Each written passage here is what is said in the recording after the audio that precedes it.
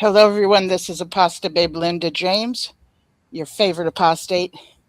It is January 17th, 2026, and it's Saturday night. And here in Southern California, the weather has been pretty nice today, actually. Um, I've had one of those weeks where I could not look away from things happening in Minnesota and watching the terror and the panic that's happening upon the residents there. And I've been very impressed with how residents are organizing. See, back in the day when La Migra, okay, would show up to pick up anybody undocumented, they would whistle to let anybody who's undocumented know La Migra is here. They're searching the homes and stuff. So take cover or go where you need to go. And so today, these whistles you're seeing everybody in crowds of protests wearing is an extension of that. So they're blowing their whistles, which does let the neighborhood know that the ICE is there, wherever there is, and people are just, once they start hearing that, people start coming out of their homes, and they are organized as in, when somebody gets wind of it, people are on a phone. I don't even know what you call it, like something like Signal, where everybody can get a notice to where, listen, if you're in this part of town, if it doesn't take you longer than 15 minutes to get there to this location, please show up. So they do. If it's going to take 30 minutes for you to get to that location, you're not expected to show up. But those that do show up, they show up with their whistles. And the purpose is for ICE to feel their presence and start filming them. And the idea is that they won't do as many things as they would do if there was no eyes on them. And they're being very antagonistic and literally cussing them out, telling them to get out of here, go home. So these ICE agents are also being yelled at, which I'm noticing the manner that these people have, that gather around these ICE agents when they show up doing whatever they're doing, which by this time they've got somebody on the ground. They might be screaming, "I am a citizen," or "I have my ID," and or else not that at all. So it's important that they document things, because there's also going to be a database that the intention is for there to be a database to hold these people accountable later. So here's the scenario. Oh, no, not the scenario. Here's what I've come to find out. If ICE agents approach you or me, we are not to, we're supposed to cooperate. Okay, so in my mind, when somebody rushes up to you, grabs you, throws you to the ground, you're supposed to be compliant. Okay, I would think that your body would naturally go into a fighting mode if you're attacked in that manner. And so that I'm seeing that happen. And I know that we've all seen that once they take somebody away, it takes a long time to figure out what location they've been taken to, which, getting them a lawyer. Their lawyers will show up. Many times they're denied to come in once they do find the location of the person. And sometimes they don't realize, Dad's not coming home today. After an hour or so, he hasn't shown up. And then it's going on 2 hours. Then they start like, okay, okay, maybe he's been taken by ICE, because you will not get a phone call. They do not get a phone call as when a police officer deals with you and you're taken to the police department or whatever. I believe you do get a phone call. That does not happen when you're taken in by ICE.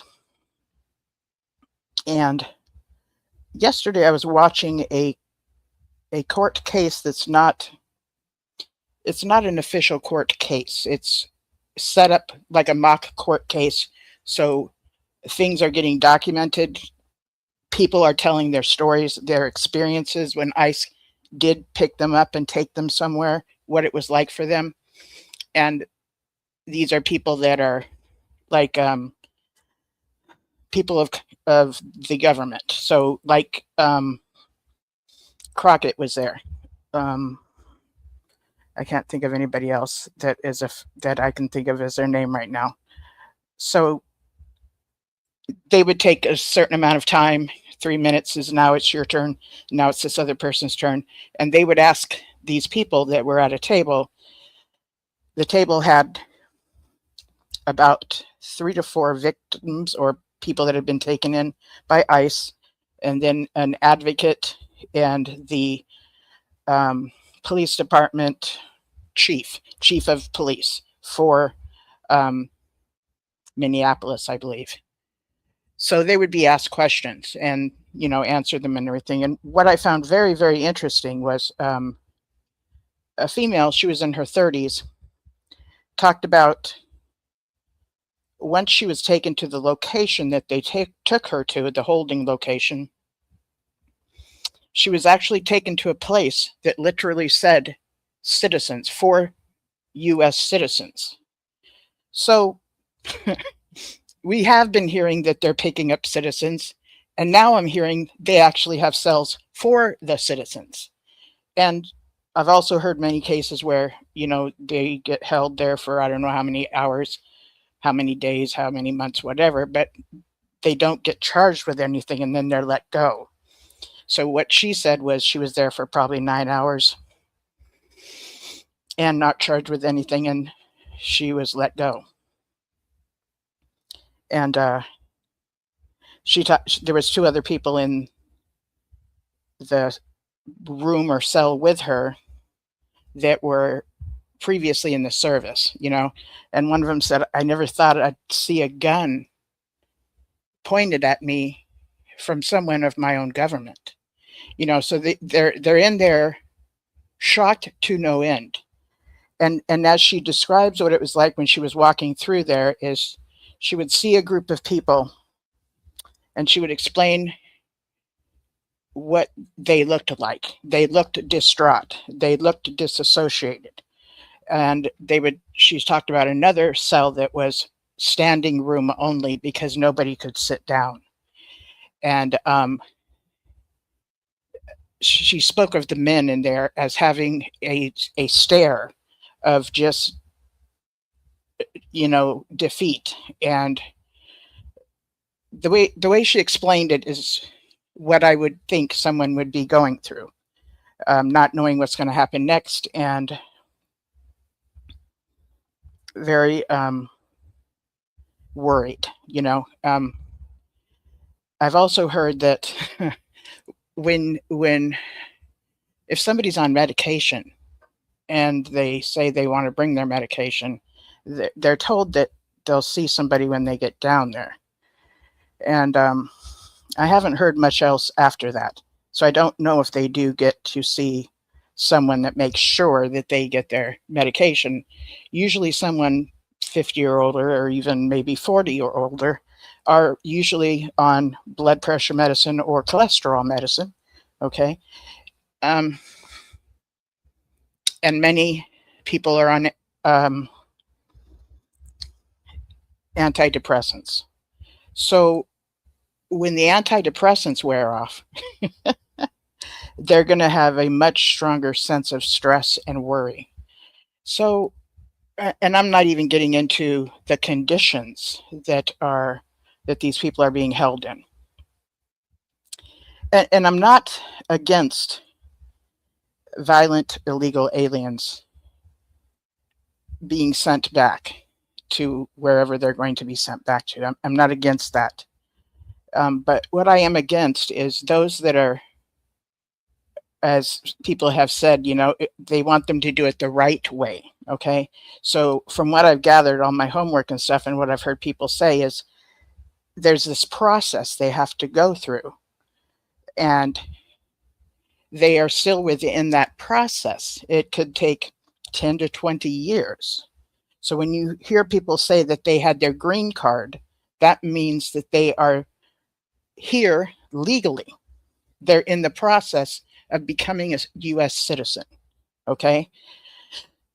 But then I'm also hearing the stories of they go to court, a standard, court date that they get a letter that they're supposed to show up at court. They do that.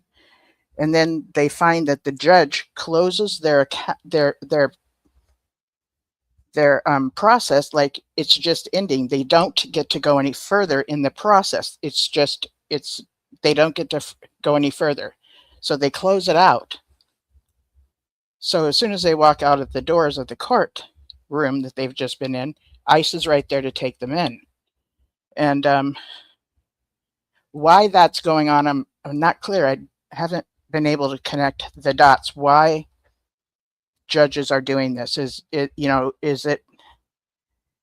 because I don't hear because they had a warrant, or because they've done some kind of, maybe didn't pay a traffic ticket and it's turned to something. And for the most part, that's not even the case. So I'm wondering how that's working. When I was studying about ICE, ICE can send them letters as a ruse. That's what it was saying in the article. So they're able to deceive them and say to them, you have a court date on this day, and to show up at the court. And then ICE just takes them. They don't even go into the court. So they do get to do that. This is tough to hear. And they're doing things that what we know a police officer here in the US is not even allowed to do. So when someone is being taken by ICE, they're going through that whole thing of,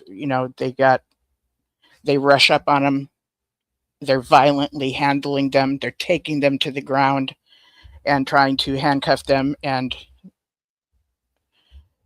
then the ICE agents can call the police to come and support them in crowd control. Like I said, people are organizing. When people hear the whistles, they go out and they start yelling at them.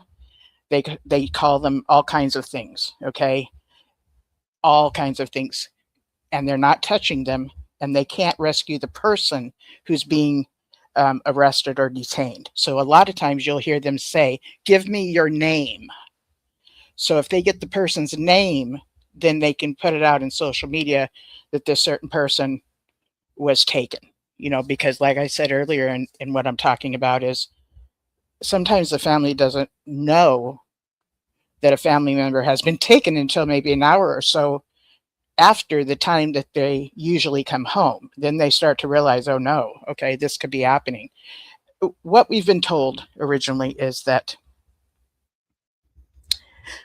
Trump is going to get rid of the violent ones that are horrible rapists and, terrible people. And lots of people agreed with that. We want that with citizens as well, right? We do.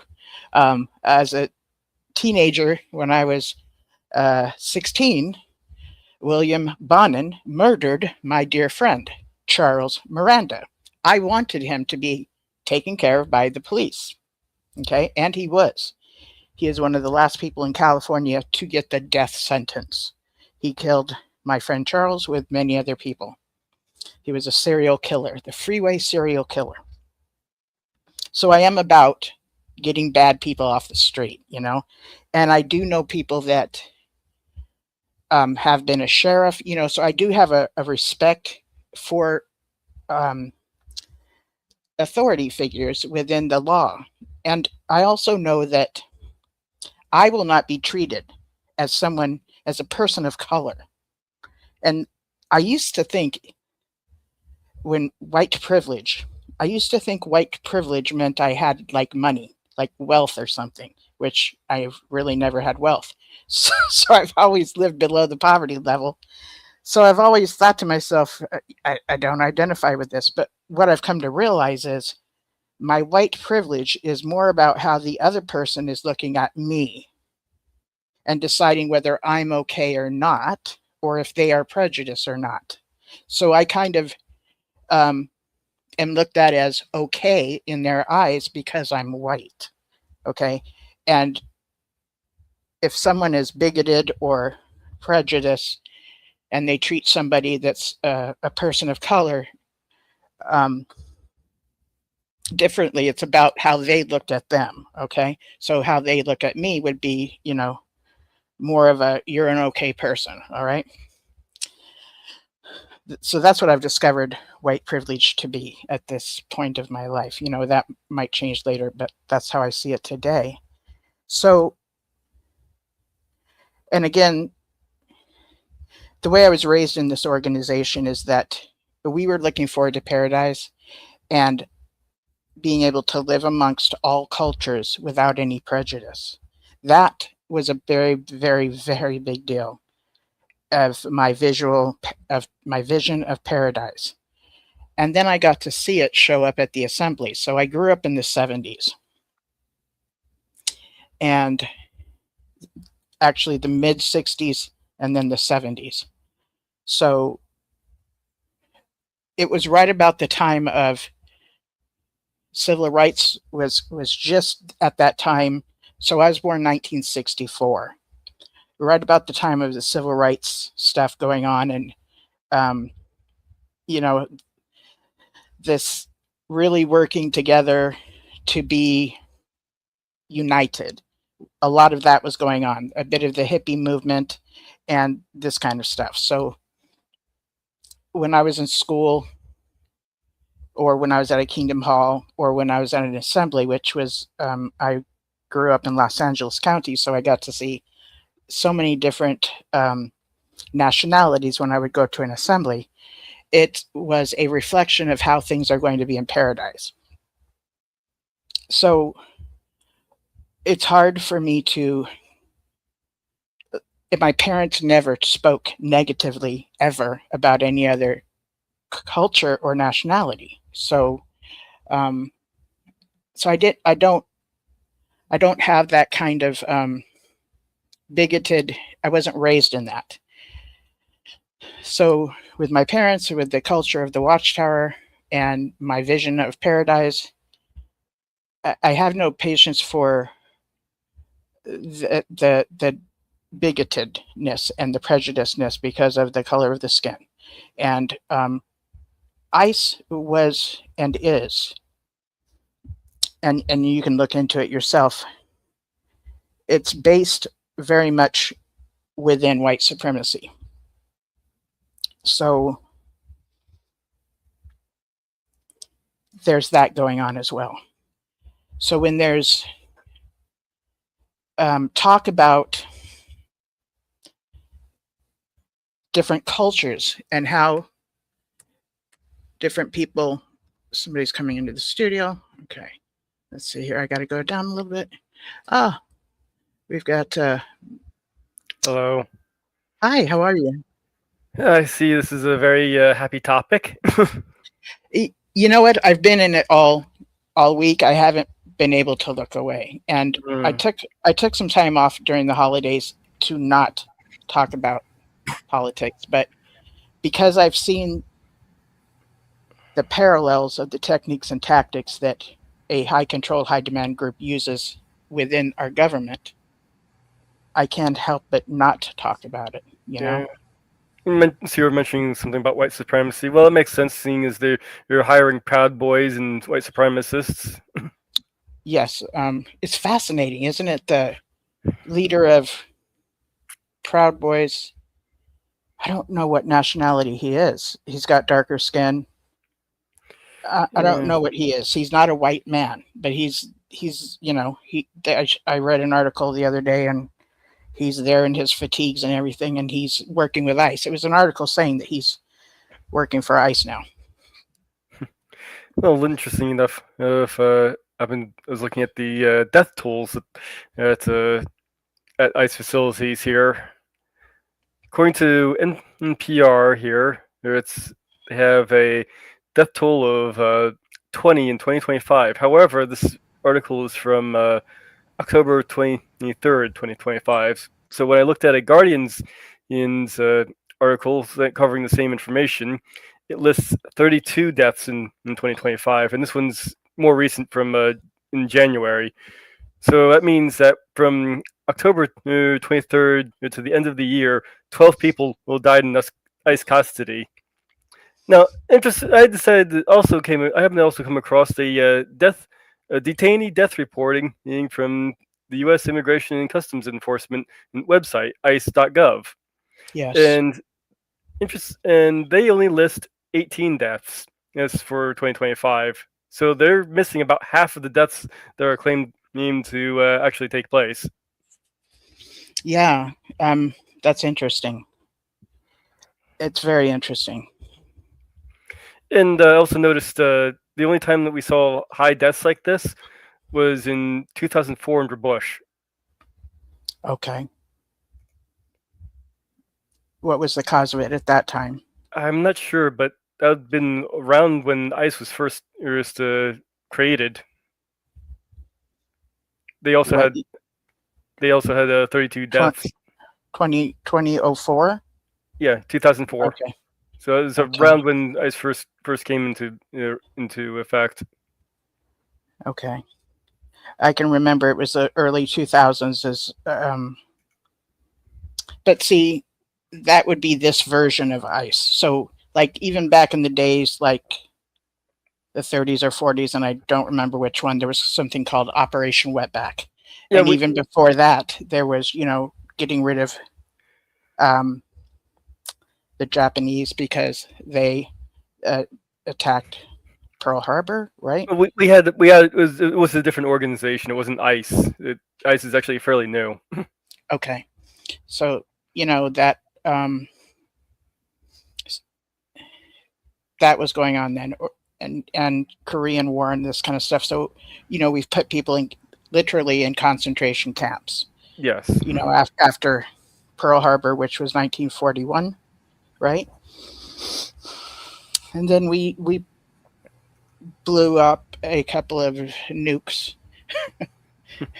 I don't know the whole history and exact. I'm still learning it. But what's also going on is that I can't imagine these ICE agents not having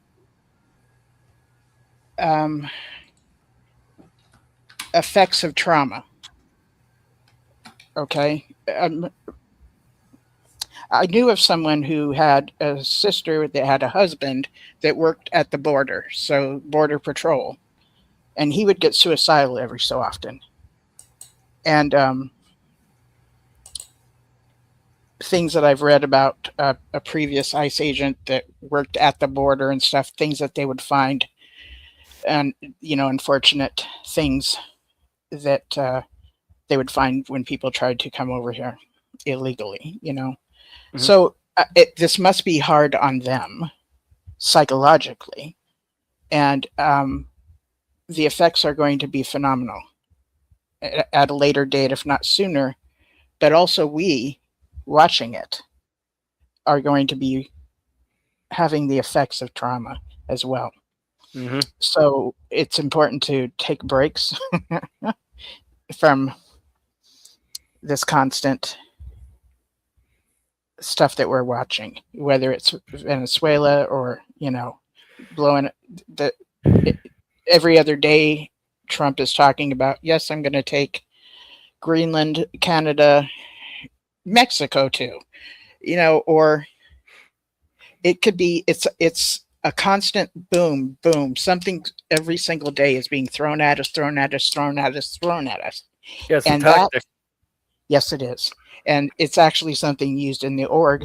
When I say the org, I mean the religion I grew up in. Um, they kept us very busy. They kept us always studying, and we had no time to lean back, have a few thoughts, and question things, and have a few thoughts and carry them out.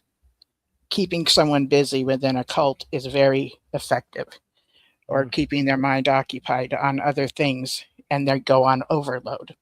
Yeah, So, yeah, I've referred to MAGA as a cult, and I've also had that a little bit of pushback on that before. That, oh well, they got into it because they were already bigoted, so they were already primed for it. Well, that's kind of part of it already too. You're usually in a cult, you're getting primed from pretty much birth a lot of times.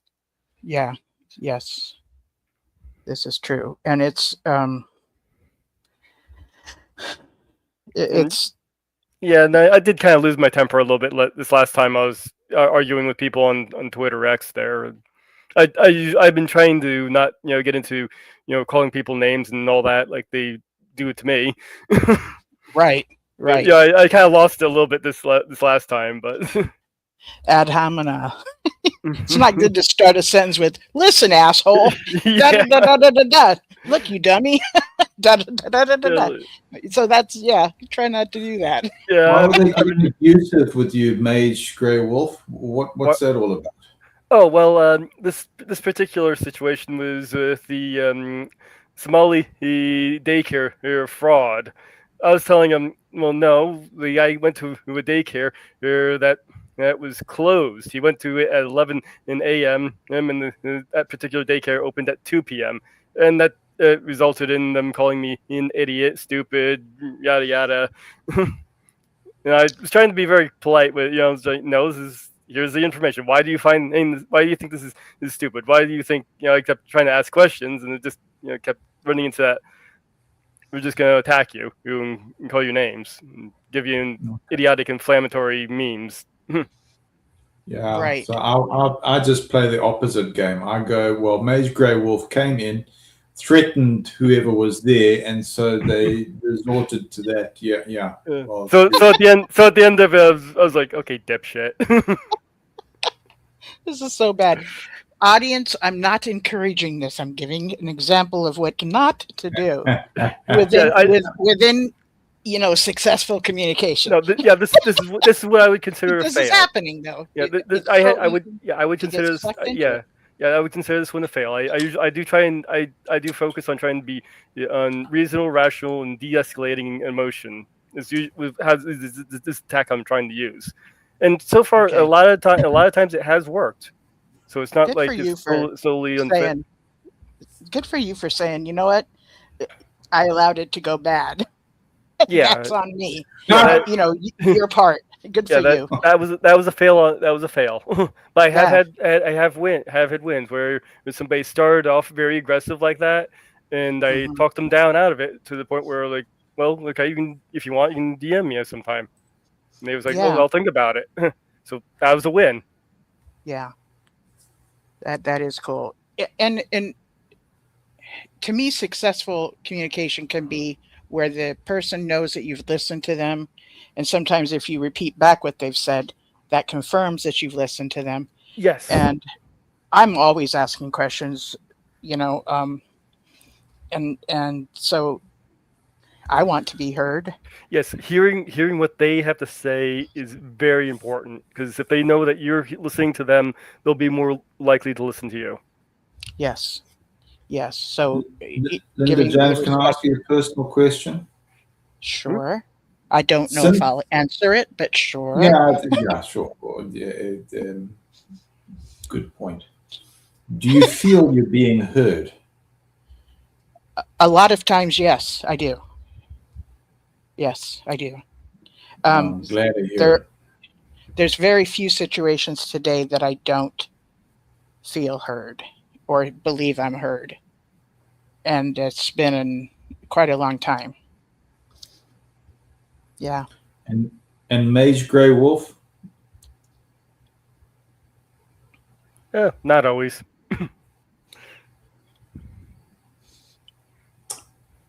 What's the blockage? I'm not really. I'm still working on that, working that out. Like this example of the last time, they obviously were not hearing what I was saying. Is it the intellect? I mean, is that what the level is? I don't think it's necessarily intellect. I think it's just they have, their idea of how things are, and they're refusing to step out of that. And interestingly enough, I actually came across a short video on YouTube where I think it's called Necessary Conversations, the channel, where the son is talking to his mother, who's MAGA, and the conversation was going almost exactly the same as it was as I was having with on this Twitter X thing on the same subject. Yeah. Yeah, I understand. It's it's hard to, because you know that you're not going to get through to them because of the way they're seeing it. Which, when speaking to someone who's been highly indoctrinated or conditioned to see things a certain way, or they've conditioned themselves to see things a certain way, and they're not willing to give another idea a possibility, the conversation's not going to go any further, and you are the one in the wrong and they are right. And I must say, being a Jehovah's Witness and having accurate knowledge, some of us got off on being right. Being right was a big deal. And this, I sometimes use this when I feel like I'm starting to get emotionally elevated in these conversations. I actually use AI. How so? So I instructed. Actually, well, I was using Grok, but you can use ChatGPT wherever. But I instructed the thing was what my goals were. I want to say rational, logical, de-escalate emotion here. Here's the post that the person sent me. Here's my reply. Here's the post how they replied. Right. Here's how I want to reply, and the AI will feed back. Okay, here's how you can de-escalate this, and then I work from that. And that's actually been fairly successful as this is as an aid to get through some of this. So it still gives your intention. Yes. But a smoother way of saying it. Okay. Yes. That I can relate to. That's augmentation, isn't it? A little bit.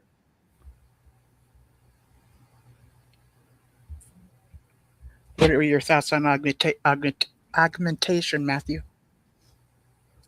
Well, that's the next phase, isn't it? Is using AI in this way. So they're going, okay, well, now this is where it gets controversial, because they're going, oh, well, shouldn't we just be working according to our human mental bandwidth and our own abilities without having an AI sharpen things up? And I go, well, then why do we use a spell checker? Yeah. Yeah. And the particular one I was using was Grok, since I was on the platform. But you can use ChatGPT the same way.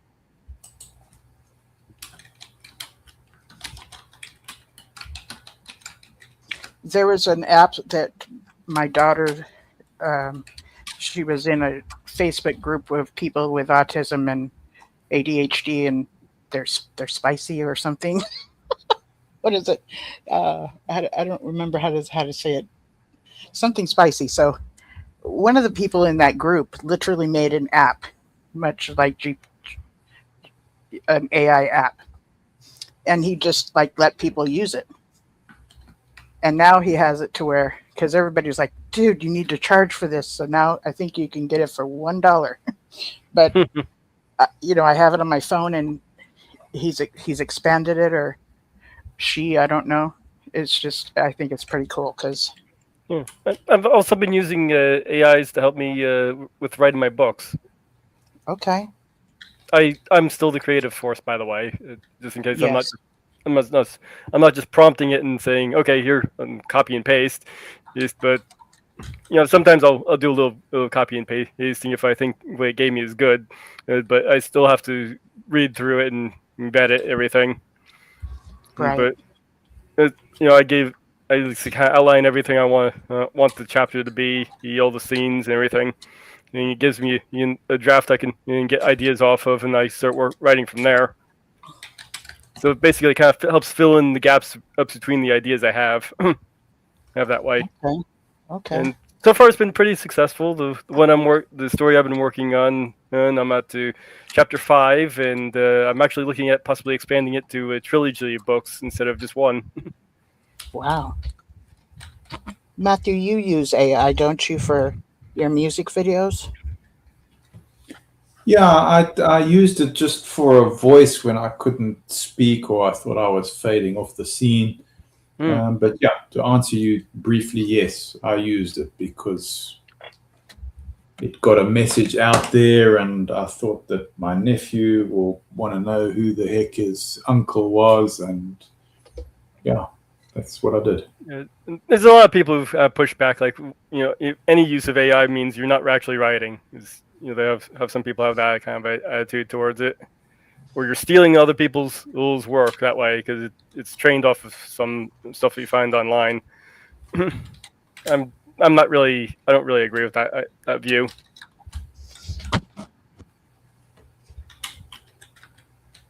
I hear you. AI basically is still in an experimental stage. Oh, it's still very early. Yeah. So the last video Matthew did was really, I really enjoyed the last video he did, and it was music. And so the two characters, what are their names? That gentleman and the lady? That's my polyphrenic characters in my mythos. So it represents aspects of my personality. So soul is me, deadpan soul. In other words, Christ came in to replace Pan, which is your nature mythos, and Luna Kismet. Kismet is an Arabic reference to destiny. So Luna being your moon or feminine side, that would be that quality. So to simplify it or to put it into JW terms using biblical references, Luna is Jachin in the temple, and Sol is Boaz, the pillar Boaz in the temple. Have they ever kissed before this video? So they unified because they're part of the same person. So in polyphrenia, Okay. which is polyphrenia is your aspects of personality or characters. So think David Bowie and Ziggy Stardust, or think Beyonce and Sasha Fierce, which would be the persona that now is your stage persona to help the person come out. Tina Turner had the same. She had a connection to Gene Houston and was able to resolve trauma using this methodology. It's not to be confused with schizophrenia or something that's pathological. It's imaginative and it's character driven. So I created a whole mythos of the Mind Guardians. So a noble institution which would represent Jehovah's Witnesses. In my case, my lived experience without at that particular time naming Jehovah's Witnesses. I was going, okay, well, let's come into this thing through a neutral way, so it's not going to put people's backs up.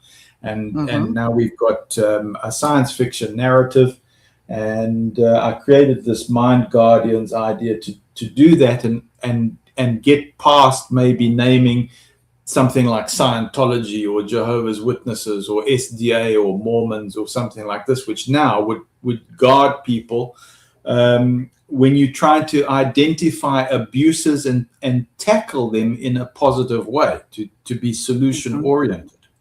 So that was why I came up with that, because I wanted to create a safe space for people. I was dealing with people who were badly traumatized, like in Hamburg, Germany. They were my students, and I wanted to do it in a way that could get dialogue going, because they weren't talking. They'd been told to shut up. They'd been given a gag order. So I'm going, right, if it was Mind Guardians, it's a noble institution, right? They're there to protect the universe or the galaxy. Yes. What went wrong there? They were blinded by ego. They were blinded by institutionalism. Okay, great. What's the solution? Well, they've got to talk about it to try and resolve it. So as soon as you're doing this role-playing thing, and that's why I say it's not pathological. Deadpan Soul, Lunar Kismet, it's characters. It can be a mythos. But the idea is to use storytelling in a way that's not unique. It's just used in a way to now separate from. Hi, what's up, everybody? Hold on a second. Hello. Matthew is still talking. Hi, No. Hello. It's nice to see you. How are you? Good. Glad you could be with us. Yes. Linda Jones, what were we talking about? So I asked you. So no, we're talking about the last video that Matthew made on his channel. And yes. We're also talking about AI, and he uses AI in a That's very cool. creative way. So that's cool. I was asking him, is this the first time this couple, and I'm calling them a couple, have kissed? Because I'm like this hopeless romantic, been waiting forever for these two to kiss and wondering if I missed it. Okay. So, who the kiss? Did you say ooh? I said who would kiss? I'm sorry. I don't know what we're talking.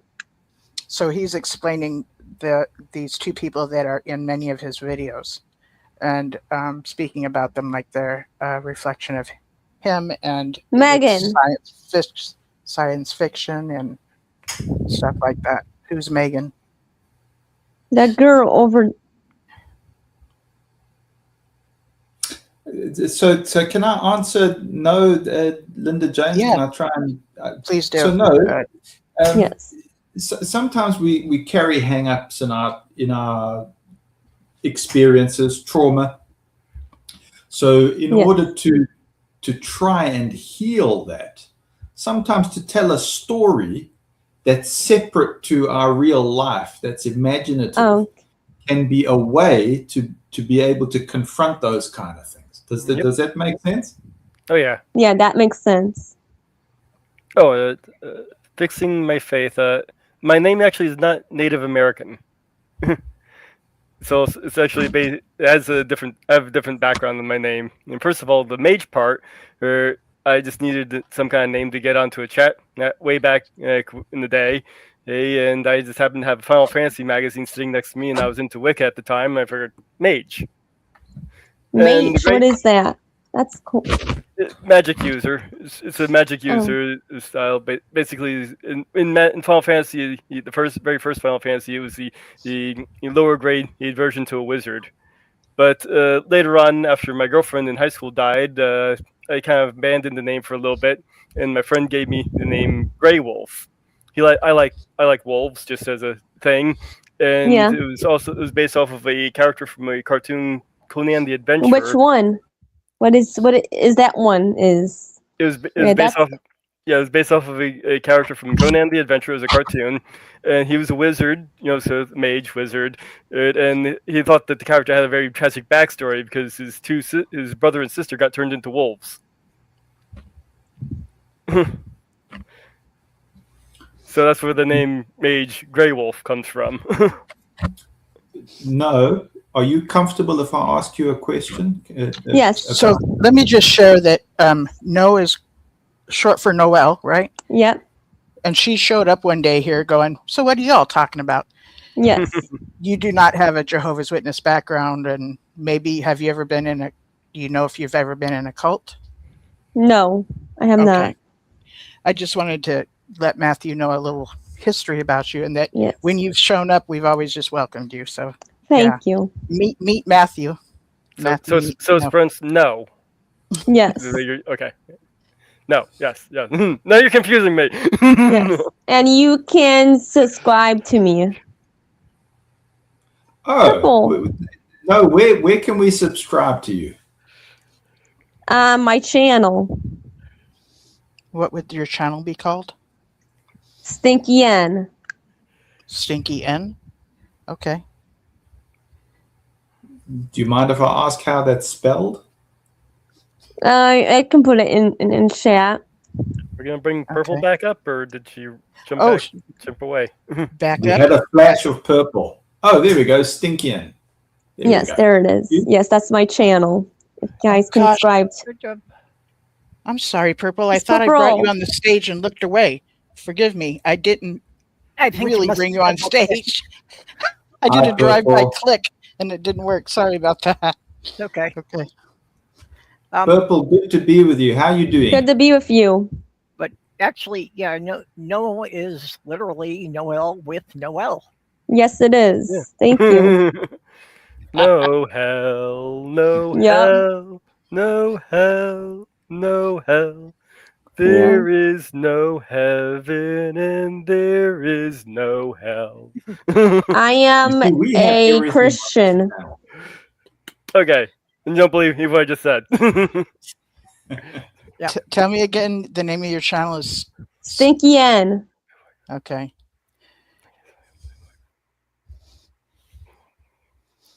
Stinky N. Okay.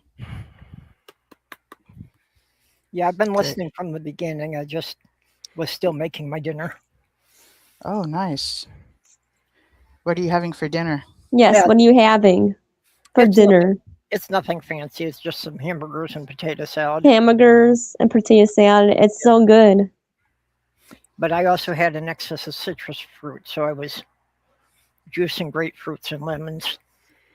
I just That's had good. I just had Well- some lean cuisine thing, and it wasn't filling. I That's like to put it you, bigger than Matthew. Matthew. Yes, you have Did my you subscribe to me? I have just seen your name now, and I'm about to log on. But Thank you. yeah. And you as well too, Purple, if you want to subscribe to me. What you could talk about on your channel. I do live streams of fun things, the short reviews, the food reviews on my short and lots of videos. I do a lots of them.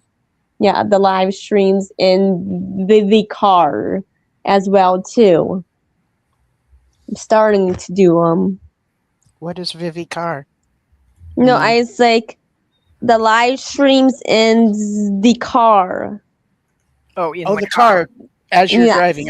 I see. No, Okay. as my dad is driving, Good. Okay, thank you for that. Good. and I'm glad you're not I do driving. karaoke as well too. Oh, karaoke can be fun. In the car? Yes. Okay, you rock. You Thank rock. you. Kyle, what is your connection with Special Olympics? Special Olympics. Yeah. Yes. What is your connection with the Special Olympics? What do you mean by that? Well, I just looked on your channel and I saw that you've got a lot of work that's on there. I think you're very, very productive. But I Yes, saw thank that you've you. got a video that talks about your friend in Special Olympics. Yes, my And- friend. Yes. Right. Yeah. So I was interested just in your connection there. What do you mean by that? Like, what's my? You seem very interested in that. Yes. And yeah. Track and the basketball I play. Yeah. Yep. Well, that's cool. Thank you.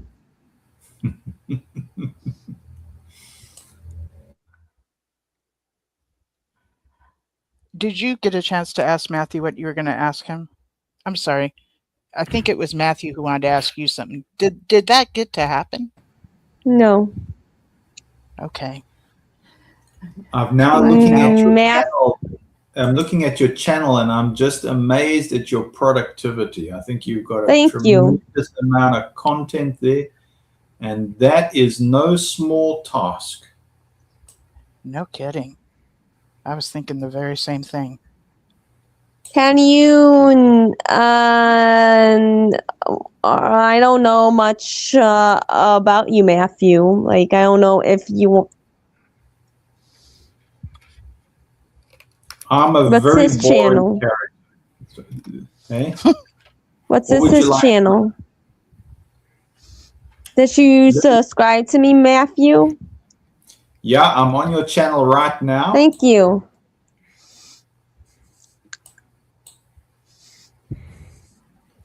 Is this how you've gotten all of your subscribers? You just go out there and ask people? Hey, works Because for me. That's amazing. It's a clever strategy. Yes, it is. I'm quite impressed. Is that okay? I just haven't heard of. I mean, I don't know. It seems like it's working for you, so why not? I like Why clever not? What about strategy. you? What about you guys? Have you go out there and saying subscribe to my channel? I usually don't say it on the channel itself. I have Mage's Media Musings, and I also have another channel I haven't done much to, and I should really get back Can to it. I subscribe to yours? Oh, Can you yeah, can you post it in the chat, please? sure. Let me get the link. Thank you. Okay. So yeah, I'm not as successful as you, Noel. I've got a very, very small channel. Let's see. I don't have a wrench here, so I'll just put it in the private chat. Can you please do not do anything to my channel, Matthew? I'm just curious. What do you mean by that? So that I'm clear. I mean, like, can you not dedox me, or like, can you not take it away? Like, I just have a feeling. I'm sorry. Oh, okay, I'm that's a just good being feeling. safe. I think you've got a good feeling. You've got a good intuition, and so let me give you a reassurance. Can I try and give you some reassurance? Yes. So my reassurance is I don't have power to do something like that. Okay. Thank you. All right. Well, I put the link to my channel in the private chat if you want to maybe post that Do up. you do Thank you. live streams, or do Okay. you do what? I'll get yours, Mage. Yeah. Thank you. Can you post it, Purple? Yep. I've Yeah, got it right Thank you. Yeah, I've usually been doing live streams on mine. I just kind of it's pretty eclectic. I just kind of talk about a lot of pop culture things. I put old time radio stuff up there. I do my Suno songs. That's Those cool. are songs I wrote and then have AI play. I've been a little slack lately since I was holding off on doing live streams because I was waiting for my electrician to come and fix my electricity, which still hasn't happened. So it's been pretty stable. So I might try and do a live stream some point here pretty soon. Yes. Do you have a the Discord or no? Yes, I do have a Discord. Can I have it? Yes. Thank you. You're very you are very friendly. He is, isn't he? Yes, he is. I usually have. I basically Very have. friendly. I mostly have those two rules in my Discord. I don't talk religion or politics. That makes sense. Good. That's really good. Let's see here. Where did I put the thing to get the link? Did I change this privacy setting? Matthew, what is your channel is? My channel is just like my name. So Matthew Mile Gray. I am who I am.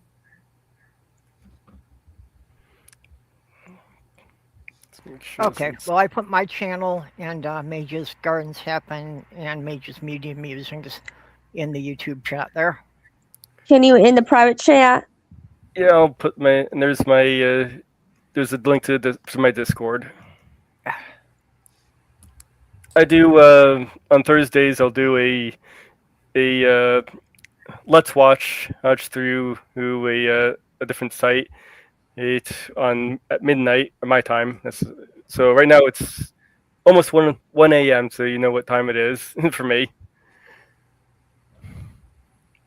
So, Linda James, thanks for letting us just interact like this off the cuff. Sure.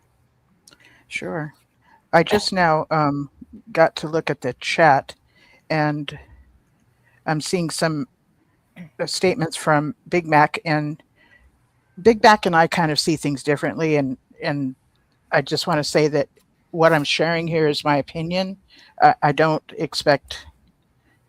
I don't, just because I say it, I don't expect people, the audience, to have to believe it, or like whatever rings true, great. And if it doesn't, that's great. That's fine too. I'm just sharing my viewpoint of it, and that's, yeah. But yeah, so I have been reading what you're reading, Big Mac, and thank you for not being shy about it either. So yeah. Yeah, there were some interesting things there. Like somebody was asking, was MEPS to do with AI? Not initially, though they were using microprocessors that were designed to be the first steps, you could say, towards artificial consciousness. I texted you on Discord. Yeah. I did. The mega. Well, did you hear now that Elon Musk and Donald Trump have patched up the friendship? What do you mean? That Grok is now being given access to the military computers. What do you mean by that? Now, for a while they had a blow up and they were, saying disgusting things about each other, and now they're being So Donald Trump and Elon Musk are not friends anymore, or like? Well, they weren't for a while, and now they are again. Wow. From what I have heard is that The ICE. What? Wait. Who? Why is the ICE these people? Like, who is these, who? Why is this is going on? This is the war. This ICE. Who is this ICE people? I don't understand. They're attacking everybody. Purple. Like, I don't. ICE is Immigration and Customs Enforcement. Is it really? Are they good or are they bad? I'd say they're bad. Yeah, I'd say they're very bad. The way they're treating people. And did you heard about that? That lady got shot. Yep. What? Why? Like, what's? I don't know. I don't know into it. Like, why did they? ICE claims ICE and the feds are claiming that she was trying to ram an agent in with her car, but there's a whole lot of issues with that, because it looks, if you look at the videos, it looks like she's turning away from him to get around him. And even if she did clip him with his car, or he walked around to the front of the car, which is not what you should do. We were trying to film, and obviously, also, if you notice, another thing is he's holding a cell phone in his right hand, and while he's walking around, then he switches it over so he would have access to his gun, and then while he's filming it. Yeah. So why did they shot her? Like, I don't understand. Really, because they're bullies, and because they feel they can get away with it. Did he go to jail? Did that police?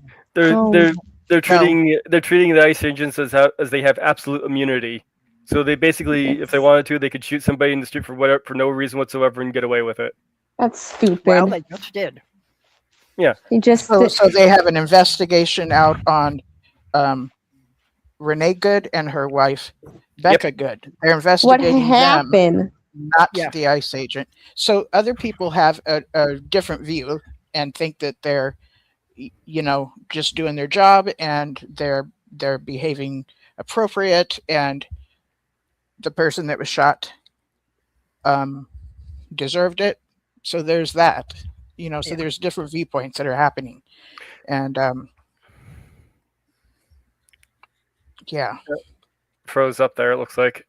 Yeah, unfortunately, ICE is all over my city right now, I know. and just not at all comfortable with it. How are you liking them going door to door? I have not seen that happening yet.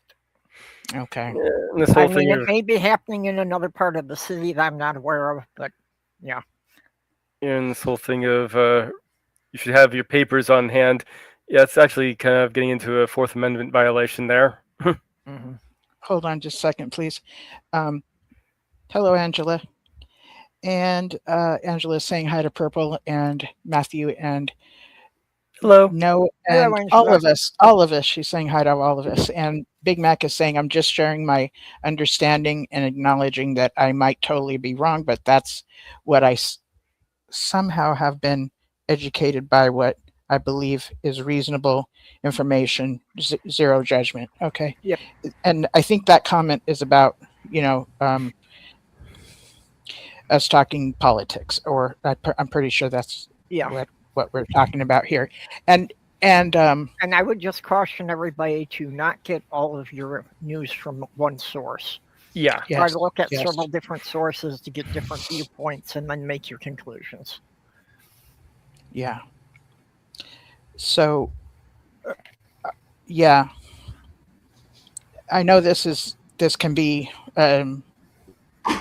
like what Big Mac was saying. It can be very emotional in a further up comment. Oh, and getting your news source from different sources, that doesn't mean you watch Fox News and then go over and watch Newsmax.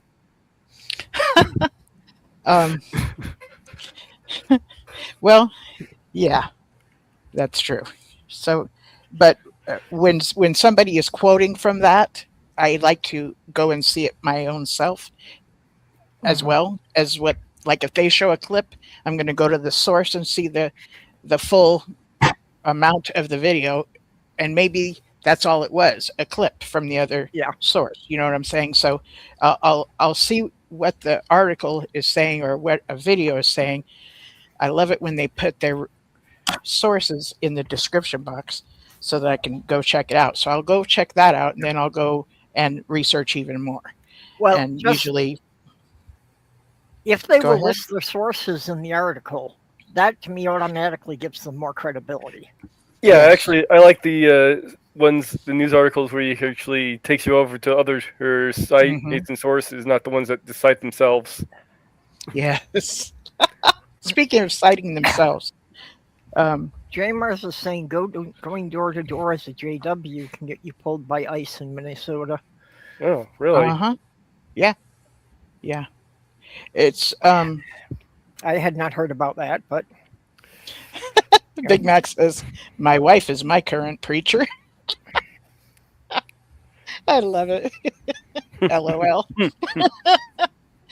Actually, this is his wife is a pretty amazing woman, and has a pretty big story.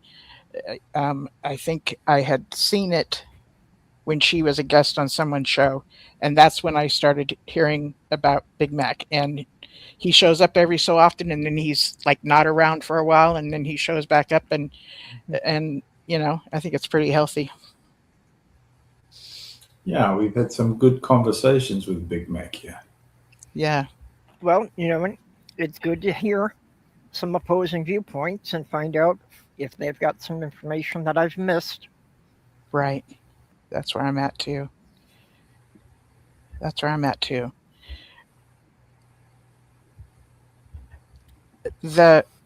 What I'm finding hard about ICE is that a police officer would not treat people in the manner that they are treating them.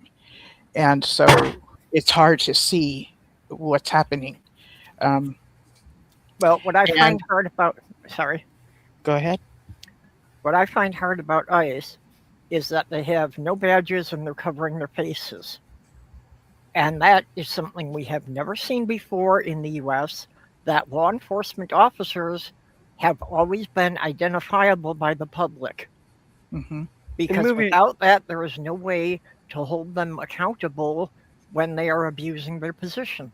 Yeah, in movies, isn't the mask thugs and masses is usually the bad guys? Well, except for Spider-Man. Ah, yes. Spider-Man. And, Well, I that did is not- masses. He's not. Well, I guess he was in masses with the Spider-Verse thing, but yeah, Well, technically, he is a vigilante, but yeah. Well, I go back to that George Lucas film, THX 1138. Yep. Because Classic. what are your, yeah. So just now you remove the human element and you're putting in Tesla bots or what's it to, some kind of military android. Well, those Tesla bots still haven't gotten past the human element. Yeah. and apparently the self-driving cars get totally confused in a power failure. do they? I would think Yeah, so. I forget what city it was, but when all of the stoplights went blank, they stopped at the intersection and none of them knew what to do about it. So they That clogged up makes sense. traffic. They clogged up jeez. traffic until they could actually get the cars pushed off to the side. Wow. Wow. I would love to have a self-driving car if they could actually make these things work. I would too. I hate driving. Yeah, It so would do be I. so much better if I could, just sit back and close my eyes and not pay attention to where it's going. Wow. Yeah. How much data has come from video games where it's point and shoot? If you're now equipping an enforcement robot, what would they do any differently to what ICE is doing? It's a good question. I'm not sure. The amount of data that's coming through on these live streams of point shoot or the typical 3D Doom type of game. These are very sophisticated. That information's being collated. Like, I kind of doubt it's being trained. I kind of doubt it's being trained on video game data, but Oh, it has, oh, it has. without It a would doubt. surprise me. Without a doubt. I don't know. This is concerning. Well, So if these things are, I didn't mean to stir the pot there, but this is it. Yeah. my bigger concern would be if this thing's running on AI, the thing's hallucinating. Yeah. Yeah, you've got a lawnmower man scenario. But I would also be Remember very concerned about how they're identifying, friend or foe, Yeah. who's they a don't- target and who's just a citizen going about their business. Yeah. Are you That could- talking about that could fail. a bot, or are you talking about ICE? Yeah, bots. Well, Okay. actually, it applies pretty well to either one of them, but yeah. That's true. Okay. So But yeah, we you were can see talking where about it's how heading. they're programming bots. You know what I haven't done? I haven't said hello to people. By the way, Treasure just said that China is developing flying cars. So hello, Treasure and Big Mac and John Mars and Dallas. And we've got Matthew here in the comment section. And Angela is here as well. And I think I saw Dehydrated Nurse earlier.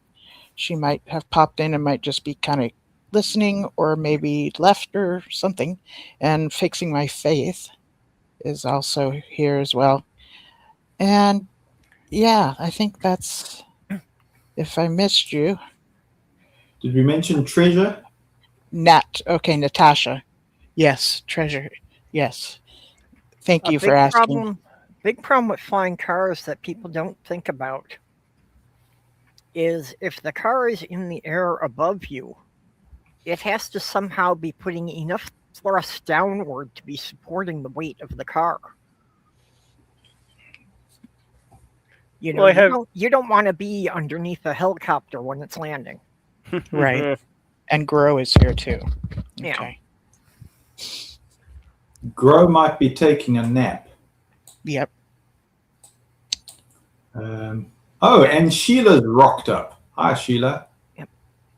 And Happy Thoughts. Hello. Yes. Hello. Hello. Sorry about not Yeah. greeting you at the beginning. I got just right into it. Yeah, we got a little distracted as well, but I think we're back on course. Okay, cool. Are we? Oh, like well, we can't have that now, Do can we we? need to be? The straight and But no, narrow. this is your channel, not mine. Yeah, Oh my God. You guys Linda are James, great. I thought that your opening was very, very interesting because what were we talking about just prior to getting onto the show? High control religion, Yes. especially a right. religion that calls itself a government. You know, when we Yes. see liabilities and then we see shunning practices coming in and then aggressive containment policies that are there, you know, we start becoming very sensitive to something like ICE because we're going, hang on a second, are we seeing something parallel going on here in the patterning, right? Yes. And then we were also talking about how just the shock factor of what's going on and the chaos that's happening as to is this legitimate ICE behavior or is this illegitimate or what's actually going on here? If we now give a close examination of the social environment, the threat, the discipline, what they're trying to achieve, is it outweighing people's normal ability to report a crime or follow through on reporting crimes? What if it's being misused by governance? What if that's going on? How can you differentiate between the two, especially as, like Purple points out, they masked? You see, Yes. we've seen this before. We've lived through it. We've survived through it. Now, hang on, we're seeing this happening in other systems. So, you know, does governance have the psychological power to control a captive audience in its society? You know, and so are we framing this in a perceptive way? Are we touching core sociological issues rather than just naming groups, because it's not just isolated to ICE?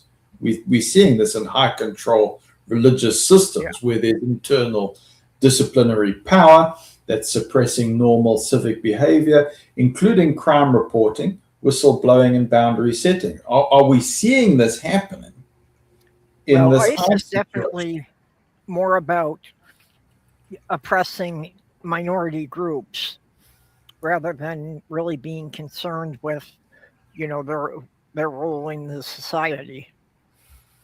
You know, that it's very clear, and they have even stated here that they're after the Somalis. The that Somalis is- have been there for like what, 30 years? Yeah, a couple of decades, yeah. Yeah. We had to deal with Somali in getting equipment and literature through Africa. It's Okay. hectic, really hectic. It's hectic on land and it's hectic by sea. I mean, those are very, I think in JW, you know, I can't demonize all the things in JW. I try to be very specific about what's gone wrong there. But in Right. other ways, it's a very impressive system. It's I agree. incredibly, yeah. To get Yeah, I goods agree. up from Cape Town to Egypt, it's phenomenal. Yes, and it's the attitude of the followers that make that happen. You know, literally Yeah. make that happen, like cooperative and everything. So yeah, it is Yeah. good to see the paintings up behind you again. That's very cool. That's Yeah, your- nice paintings. Treasure just wrote, ICE is also scanning faces into a database. When they point their camera at you, they are gathering data or reading you. So that sounds Palantir. like face recognition. Mhm. Face recognition. What did you say, Wolf? Probably part of Palantir. It's a big database that some rich assholes putting together on everybody. Who was putting it together? I don't remember the name of the guy. I just remember the name of the project. Okay. So yeah. Well, that's The- everything but- Elon Musk has gotten involved in. You know, That's Elon why Musk I has think more he's money back. than he could ever possibly use. What Yeah, he's is it- after is having access to personal data. Yes. Anything he can do to have more data about each individual member of society. That's That's yeah. what Doge was all about, and that's Mhm. what his deal about getting Grok in the military computers is about. That's my opinion as well. And Alex Karp, CEO of Palantir Technologies. Hey, Sammy-san. it's after 1 a.m. here, so sometimes I fall asleep by accident. Okay, thank you for saying that, dehydrated nurse, and thank you for being here. Big Mac says, oh, that's dehydrated nurse talking to Big Mac. She lives in New Hampshire. Dallas, is this your birthday? I just saw dehydrated nurse say it's happy birthday, Dallas. Oh, It's your happy birthday? Dallas. Happy birthday. Wow. Wow. I have a few other white people here. I'm sure we can sing off tune really well for you. By the way, Or maybe all of us can sing. I don't know. I can still sing. Happy We'll have- birthday to you. To you, Happy birthday to you. to you, to Happy you. birthday, Birthday. dear Dallas. Woohoo. Happy birthday to you. You and many more. Yeah, Major For actually has a sure. good singing voice.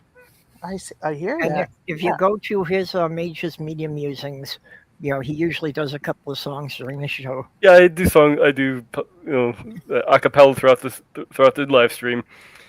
Do you just don't- break out a song with whatever subject you're talking about? It makes Sometimes, I actually have a wheel of songs I put up, so I just spin the wheel and pick off of that. Unless somebody wants to make it, if someone wants to hear something specific, and I have a list they can pick from. It's a good question.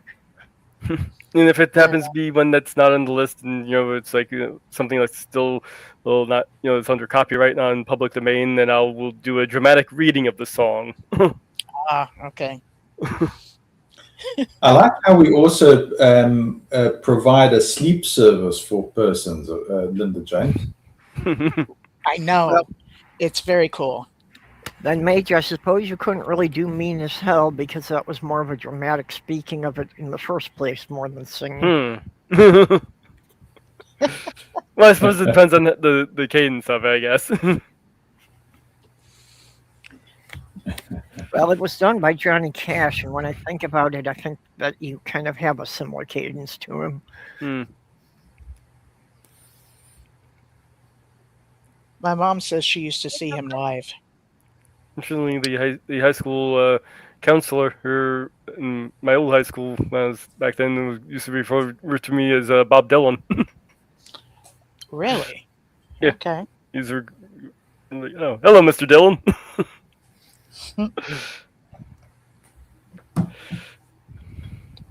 At least they didn't call you Neil Young. Hey, my. Rock and roll will never die. Have you ever heard that song? It's better to burn out than fade away. And I'm way off tune. Hey, my. It's old school. Sounds You know what I like on this show is we've got a bit of everything. Yes, we do. So, ICE is also using some techniques. Okay, so that what I mentioned earlier about like a mock trial kind of thing, and I know it's not called a mock trial. There's actually people there that have gone through their experiences and people in government and stuff. It was kind of like the January 6th hearings where they went through a few days, but it's not a for some reason it's not a true trial.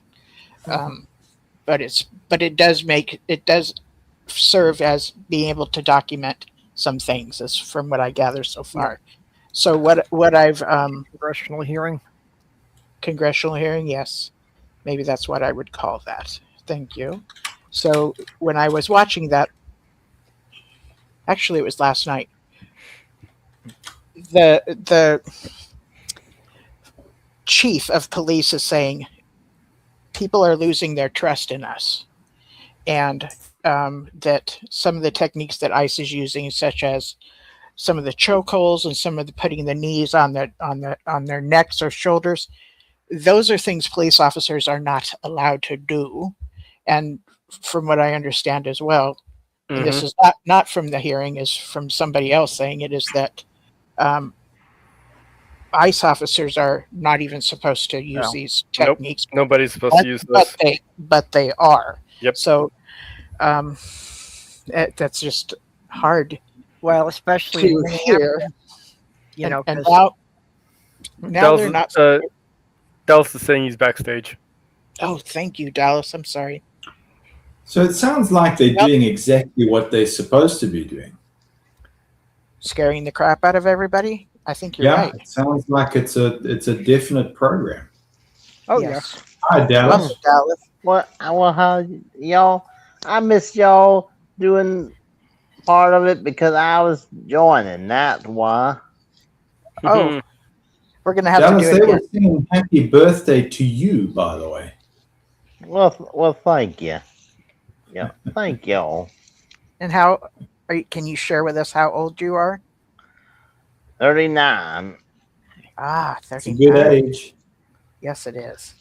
What? January 17th. Wow. Actually, 18. Oh, it's the 18th. So, and Okay. today's the 18th. You're right. Yeah. Where you're at. You're right. It's still the 17th where I'm at. Okay. And I live on the Eastern time. Exactly. So am I. So you're in the same time zone as I am. And it's North already Carolina. tomorrow where Matthew is. It's already tomorrow. yeah, it's been tomorrow for 20 minutes where I am. Okay. So are we ready to sing it for him again? Can you start us off, Wolf? Happy birthday to Birthday you. you. Happy birthday to you. Happy birthday, dear Dallas. Dallas. Happy Happy birthday birthday to you. You. You can never synchronize when you're doing this. That was pretty good. Were we supposed to be trying to synchronize? I don't know. I I don't think it's possible. And it was supposed to be special for Dallas. Was that special for you? Please say yes. Absolutely. It was. you. Good. Otherwise, we'd have to do it again And because until it became I think special. And everybody. I- Yeah, that and everybody. means once that cake's served, it'll be candles, and then blow out those candles. I'll have that coffee ready. Yes, coffee. Coffee. Coffee goes with it. Yes. You can get those candles. Like one of them can be a candle that's in the shape of a 3, and another candle in the shape of a 9. You won't Yeah. That's a good way, a good alternative I thought And so coffee that- was. to not having to put 39 candles on your cake. Yeah, instead of Any turning into candle your can work. bonfire. That's designed for to work. And for everybody out there, don't worry. The bleeding from the ears will stop. It's not. It ain't my first Okay. celebration. Okay. But it's certainly a big event. Yep. And it's nothing to take for granted. Well, just remember, those who have the most birthdays statistically live longest. Yeah, this would be true. And some of them are still looking forward to this. They looking forward to celebrating for the first time. Yes, that's actually a thing. Yes, I heard about that. Within The Oh, JWs. yeah. And they gonna, some of them go big with it. They get the nicest cake and find candles? Well, hey, if you're making up for time, yeah. Or they put in candles in center, the outside edge, they just go big with it. Hmm. But I've been even lately, since I don't have big crowds, it's been, well, lighting my own candles. There you go. There you go. Dehydrated nurse said IDF trained them, I was told. So I'm thinking she's speaking about ICE. And dehydrated nurse, can you tell me what IDF stands for? Well, ICE has also greatly abridged their training. That now the new recruits are put on the street after only 47 days of training. Israel Defense Force nurses. I didn't know if you were able to say that on the channel Israel, because it's controversial, right? Interesting. Okay. Wow. Okay. Interesting. I did not know that part of it. I did not see that coming, actually. Is that what you meant, dehydrated nurse? What was just said now? Yes. Okay. So look, that's why we say this thing is so orchestrated, right? That's why Jay Mars is asking the right kind of questions here, because Jay Mars is saying, if I can read it out, yes, please. James, can I do that? It says, "Is ICE a psyop?" Yeah. All of this to create chaos. So can someone explain what a psyop is, please?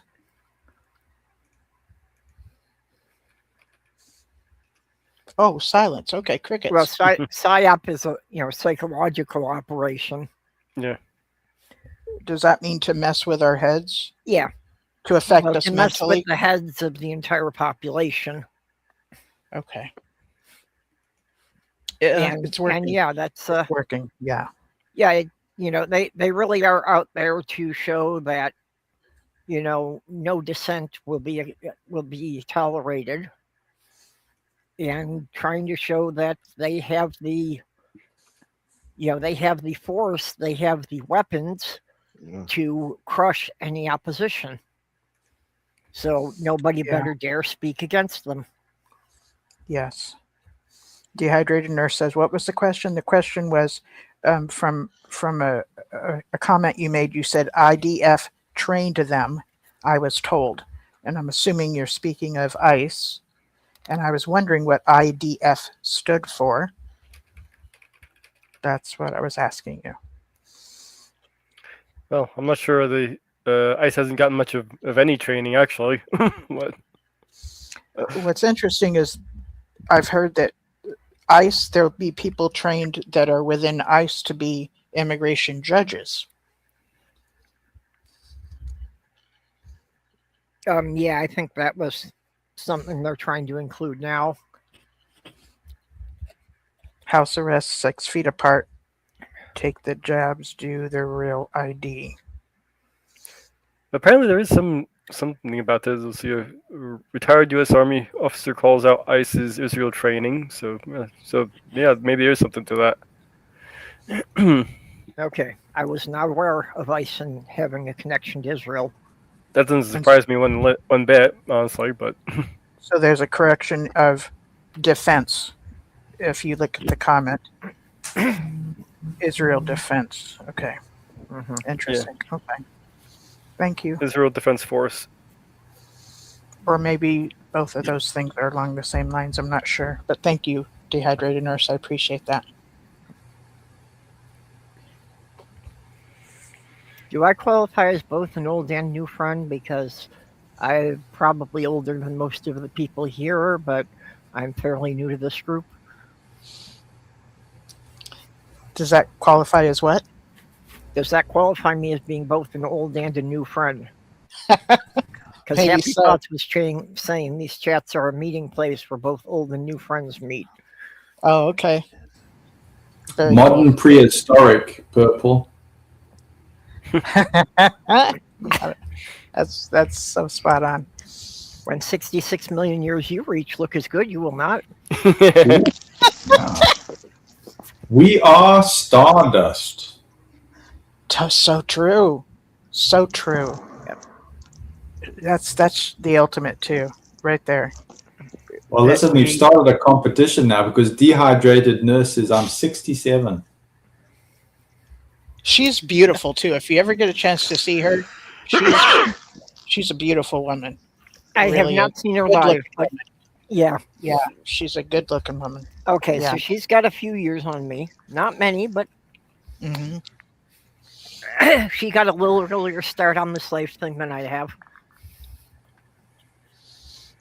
Yeah. So yeah. The thing about being in the organization is, yes, they'll have some cliques, and yes, they'll have people that want to hang out that are near the same age, but there also is younger people hanging out with older people and vice versa.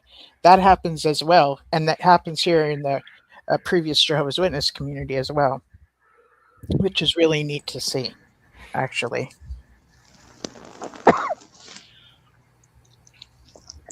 Yeah. Listen, being a JW wasn't all bad.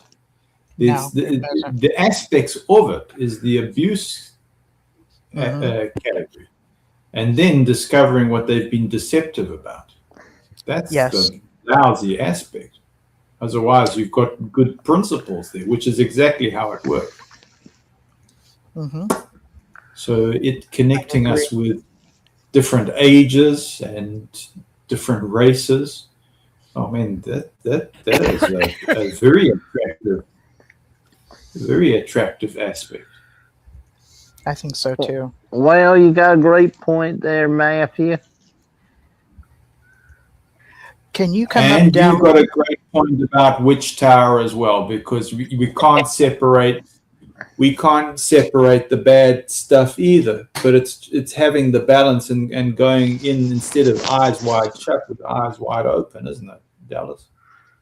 We have ones that we love there too.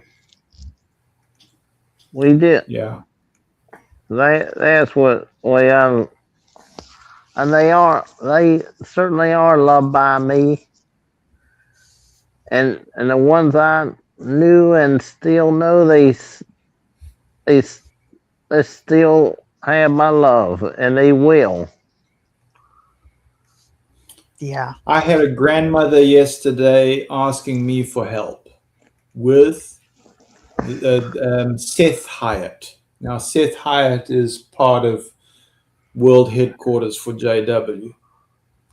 And so I had to now decide, and I realized I can get into controversy for this, but I had to realize, do I help my 90-year-old grandmother to tune into one of Seth Hyatt's talks because she's distressed, because she wants to connect? And I had to now get some of my pals at the branch to send her this information and connect with this information. That's exactly what I did. Yep. Connected I would her to this information. I would have done the same thing. And then you know what she does? She tells me, she says, but you know what Seth is doing? I said, what, Gran? She says, he says the same thing over and over and over. And then she flipped up and she shut up because she realized what she just said. Yep.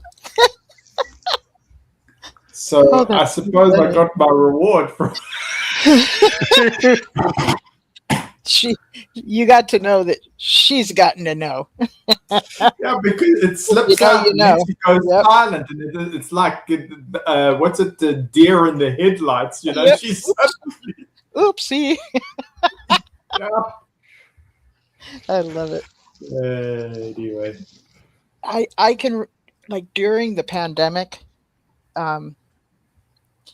so my mother would get together with other people that were letter writing. And I thought that was just the best thing ever, because during that time, people were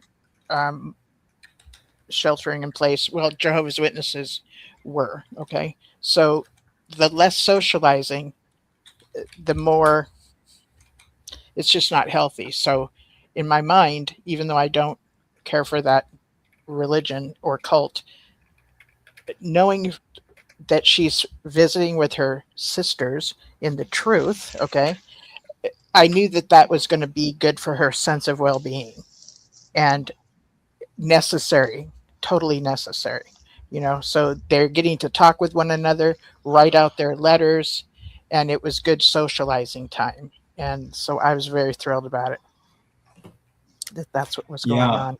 So Seth Hyatt is in South Africa at the moment, for anybody who follows JW culture.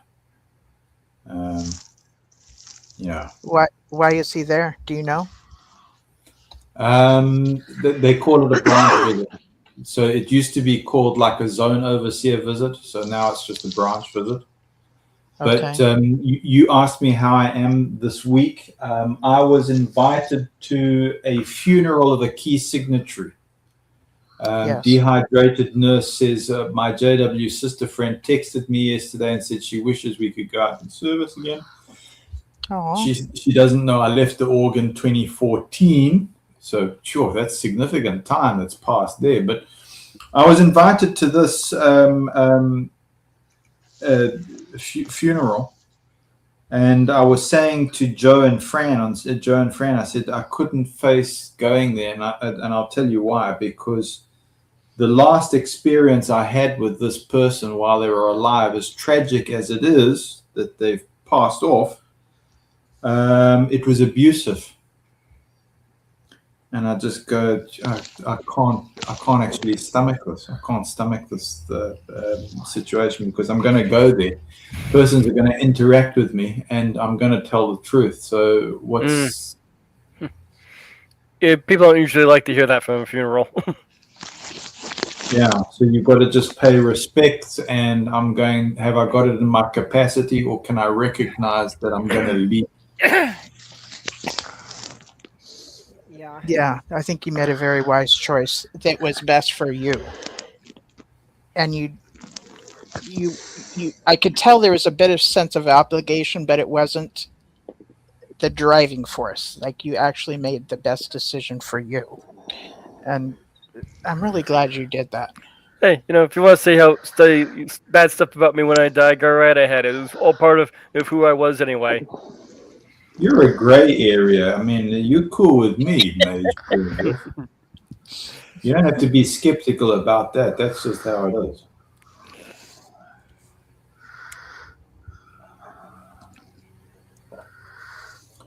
Yeah. Dallas, can you think of anything positive that you recall from being involved in the Jehovah's Witness organization? Well, meeting many that I love. Okay, yeah. And getting close to certain ones that I loved and would be there for anytime they needed me. And I'll be there for them when they need me. Yeah, that community thing. It's just really, really good. Well, I like that, because I wouldn't have met you, Linda James. I wouldn't have met Dallas. Right. I realize Mage, Grey Wolf, and Purple, you've come from different backgrounds, but we wouldn't have met if these circumstances hadn't been created. So there's the silver lining. I think Dallas did it very well.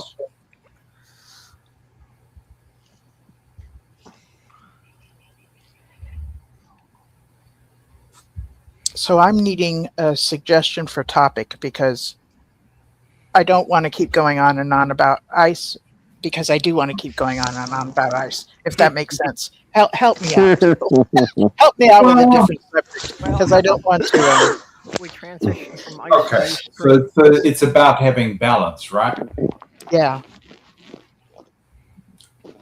Sometimes I'm at a bit of a loss, Linda James, I've got to tell you, because I want to support you on this, because my idea was to go on to core patterns that are shared in these mechanisms, and one thing leads to another, and that's how we got onto that discussion with Pixie today.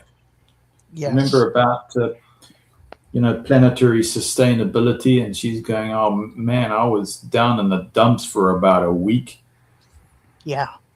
about these things. So from the tone that I hear from you, you're wanting to go on to what's the positive side, because your question to Dallas was, what was the positive thing that you got out of an abusive situation? So yeah, we need to also swing things into a positive direction as well. Why is that important? Because that's a key to mental health. It's not just being polarized one particular way. It's finding the in between here, right? Yes. Yes. And my heart is hurt from all of this. Like I know that I'm a very sensitive person. Like that's the double-edged sword portion of me. The other side of being empathetic and intuitive, that kind of things. I know it makes me very, very sensitive. So, you hear people say, grow thicker skin, I just haven't so far, and I'm probably not going to. This kind of stuff just breaks my heart. It literally breaks my heart, and it feels like I'm back in the org. And That's gotta bring up some not PTSD things. Yes, yes. So I'm having this sense of like off and on, that sense of there's no hope, which I know is not the case. So my head's saying that's not the case, but my fear is that it's going to get to a point of no hope, and we all have to succumb to this authoritative theocracy, because that's part of what is the intention of MAGA. Yeah, I looked into past history of dictatorships, and most of them usually don't last past about 5 years. There are a few that manage to last about 20 years, but generally they don't last. So if that's an up thing for you. And Yeah, but thank how you. I long is do North appreciate Korea You got going? a point right there, Wolf. And what you mean by authoritative, that's the moderate, you meaning authoritarian or totalitarian. Yep. Because I think authoritative, that is what they call moderate. Authoritarian is totalitarian. I think that's what you're meaning to say. Yeah, either way. I'm not sure. So Linda James, I've got a good comment in the live chat. Can I read it out? Yes, please. So Jane Mars is on your side, Linda James. Says, good topic. What will the future be like, and what can we do in a positive way to make changes around us and in ourselves? And I thought, how can I support you on that kind of direction? Because the way I hear you moving the discussion forward is actually very thoughtful, and it actually matters more than it might seem at first glance, especially if we're getting that from someone like Jay Mars in the comments, or John there. Because and I don't mean to dominate things, but I'm going to just try and seed it. If you I asked for help. I asked for help. Yeah. Please. Okay. So finding some genuine positives in an abusive, high control religious background or governance background, it's not about excusing harm, right? Or minimizing what happens. It's about reclaiming our own psychological continuity and protecting our own mental health. This is where I find Purple comes up with great comments. Mage Grey Wolf, you the same. And then, of course, Dallas's presence, his friendly energy. And to me, I see that as core reasons that help ground in trauma. You want to talk about trauma psychology? Yeah, we need that grounding. We need that recovery work, and it prevents our life story from just becoming, oh, it's all damage. Oh, it's just all terrible. I'm so down in the dumps. Because when people leave high control or abusive systems, often it's the Sunday talk where we're all traumatized about how there's the end of the rainforest and there's the end of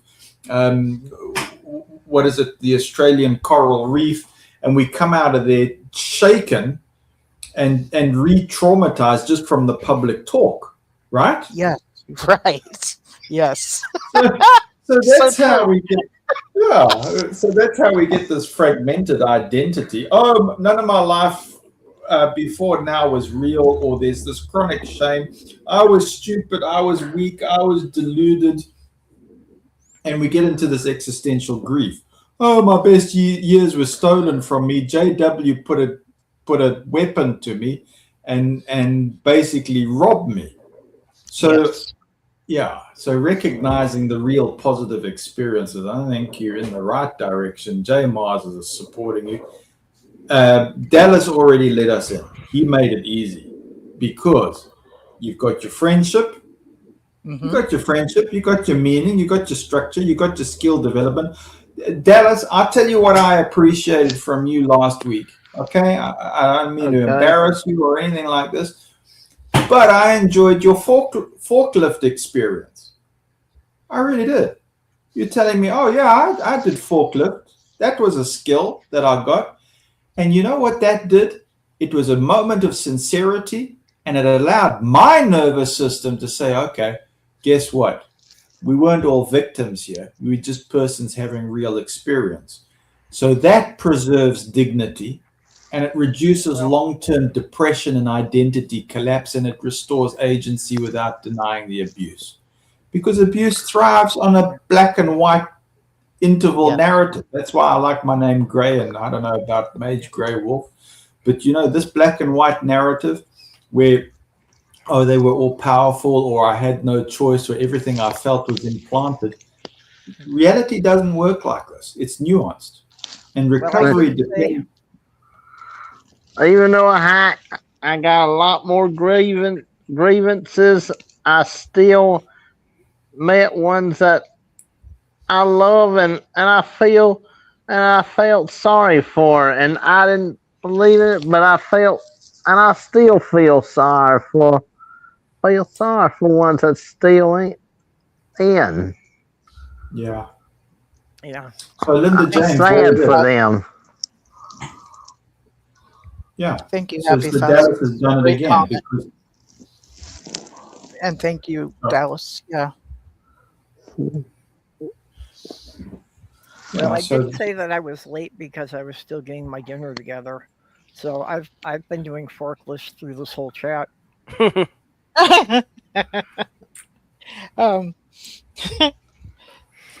so that I can remember as a child knowing I cannot escape at certain times of my childhood and stuff.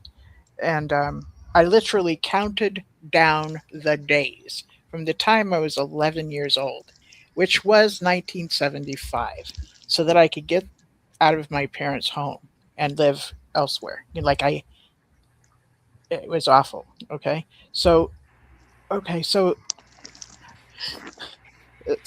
these things that are going on within the United States government, these techniques and tactics that are being used, such as you're mentioning black and white thinking, all or nothing, us and them. There's a huge us and them, and when I hear the us and them from the other side, it's we are the evil ones, meaning those on the left or those that are democratic. So that's hard to hear, but it isn't my first rodeo. I did grow up, hearing that whenever I was bad, I was, demonized or whatever. We would hear these things, so it's to be expected. But in actuality, when you think about who else is hearing this and they take it to heart and they see me as evil, that's scary to me.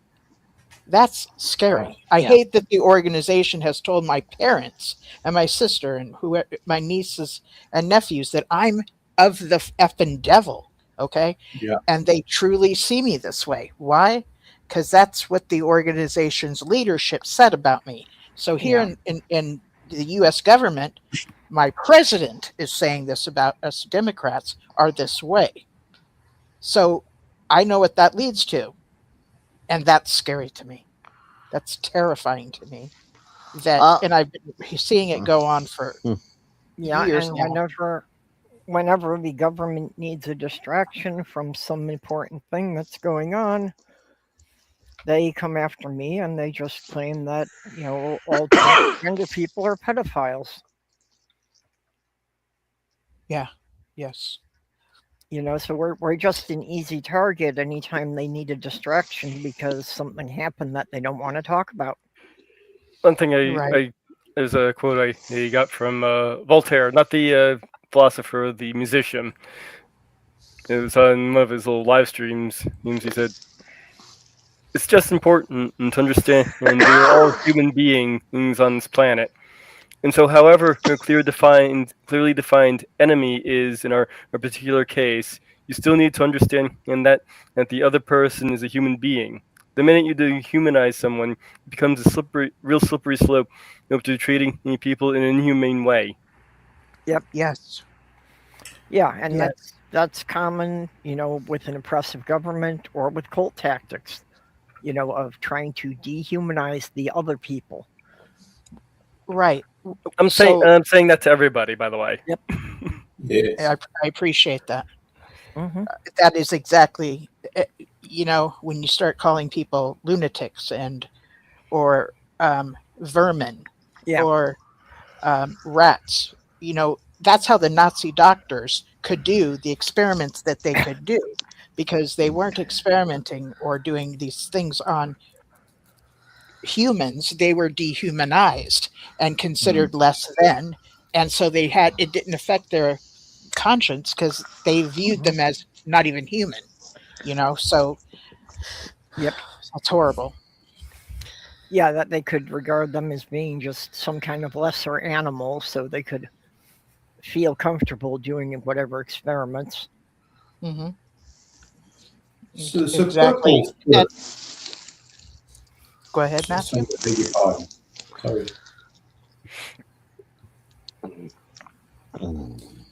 I was going to say, Linda James, that what Purple said and Mage Grey Wolf has said there, and you, it all interrupts trauma-based thinking patterns. Why? Because trauma does what? It pushes the brain towards extremes. Yes. Was it you, Purple, talking about cockroaches? This was the Nazi Germany thing. It's all good versus all bad. It happened in Rwanda. Total rejection or total loyalty. This is the polarized thinking. So you've got this idealization followed by annihilation. Are we learning from history? Because high control religions, they train this exact pattern. And what are we doing here? We're naming it. And I want to say that we're making steps forward in the right kind of direction, because high control religion trains in these patterns, but recovery involves integrating the complexity. So that's exactly what's happened in this moment. So yeah. So when Dallas goes, oh, there were sincere people and systemic harm, I'm going, well, that's the balance that's needed. Because yes, some teachings were comforting, and some of the situation was coercive, negatively. We grew up with skills, but we also suffered injury. Yes. And there's this one person who has a YouTube channel. Gosh, I can't even think of the name of it.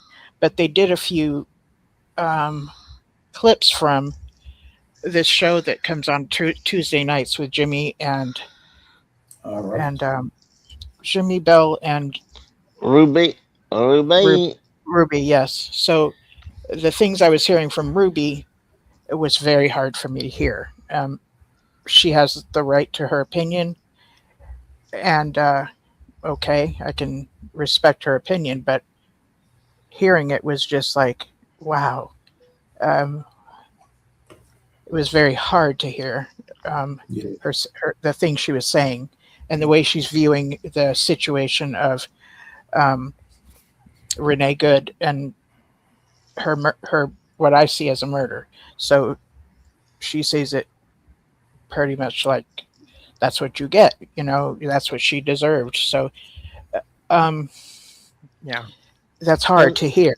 And at the same time, I'm very much about, you get to have your opinion, I get to have mine, and I'm not going to push mine on yours, And your opinion's respected. And Ruby, I do love her. I love Ruby and Jimmy very much. That's why I visit or at least stop by because I do love them.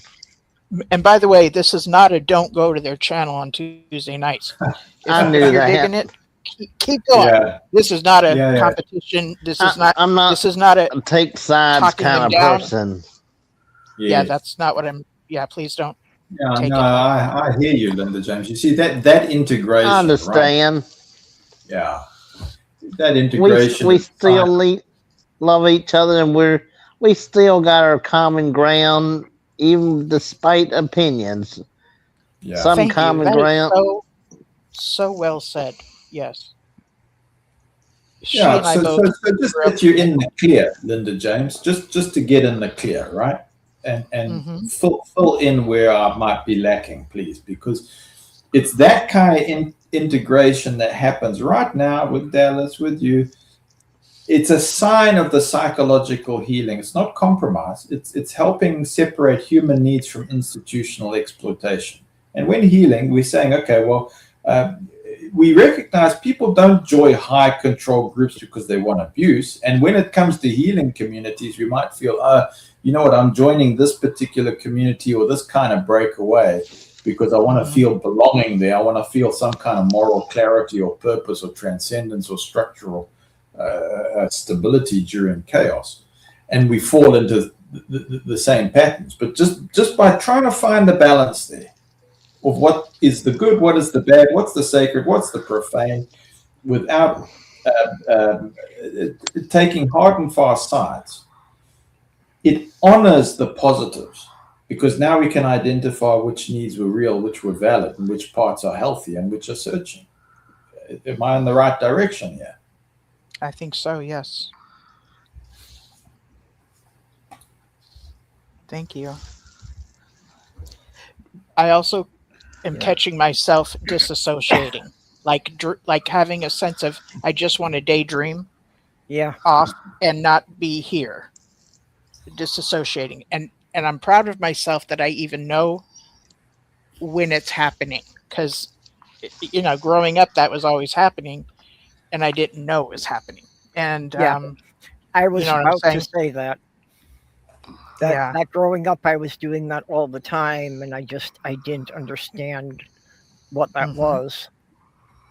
It was Yes. just a natural defense mechanism since I couldn't physically remove myself from a situation, I would just mentally go away. Yes. Right. And I haven't gotten angry. I haven't cried about it.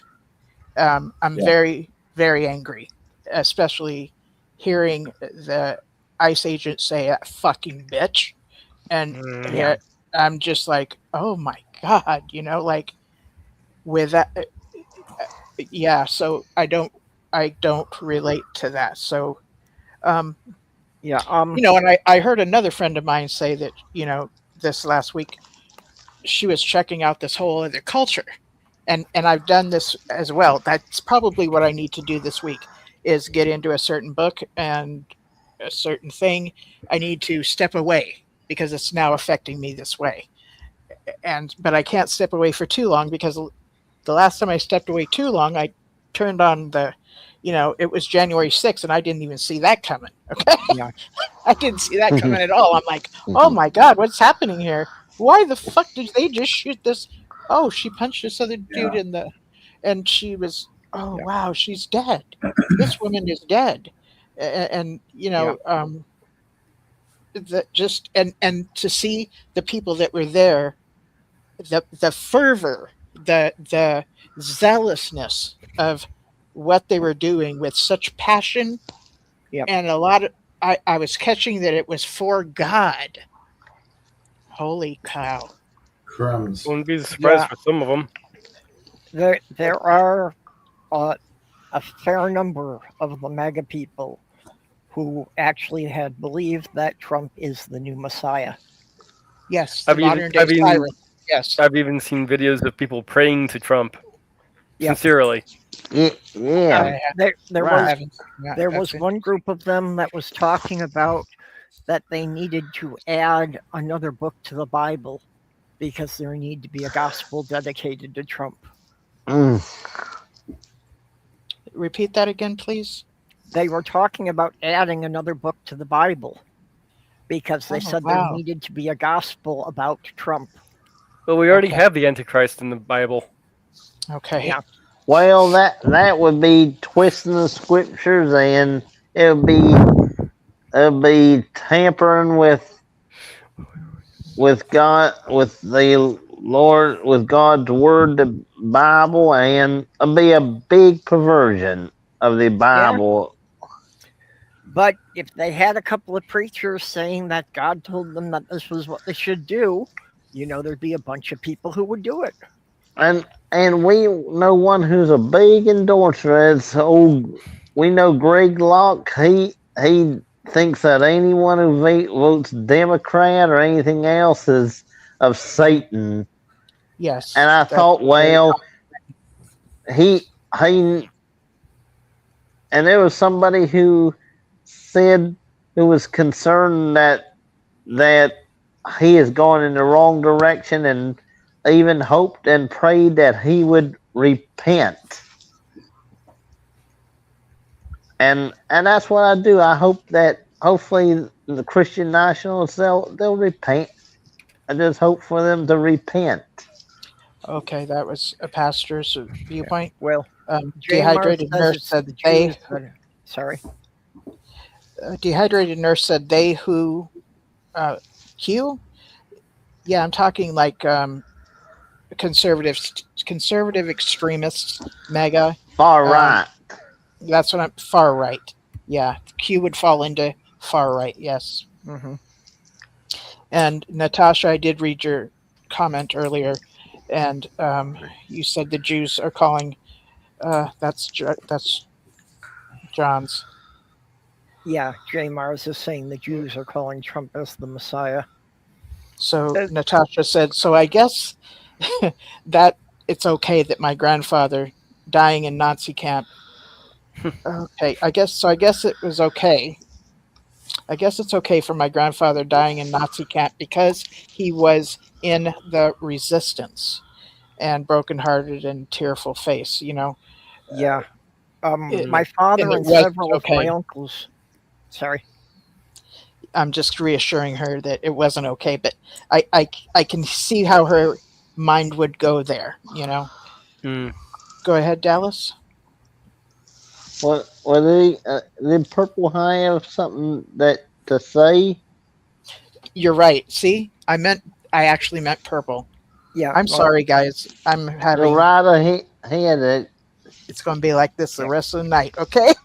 My Don't worry about it. father and several Don't of worry my about uncles, it. Thank you, guys. were in Europe in World War II.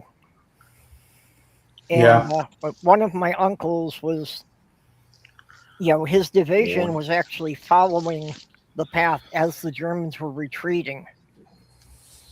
So they were going into places just a couple of days behind the Germans pulling out, and they Oh, were wow. they actually wound up breaking down one of the fences of the concentration camp because the Germans had pulled out and they just left it all locked up and just left all the people in there with no basic supplies, no food. Wow. They took down the fences. Yeah, so they broke down the fences to Wow. Okay. let everybody out and to feed them. Wow. So Linda No, James, yeah, I've got a question. He if I saw may. he saw firsthand the condition that these people were being kept in, Yeah. and that some of them really were nothing more than skin stretched over a skeleton at that point. Yeah, that was pretty awful.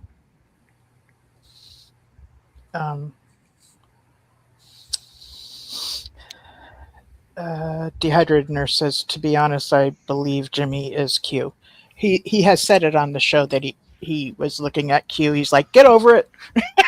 So he has said so himself. So yeah.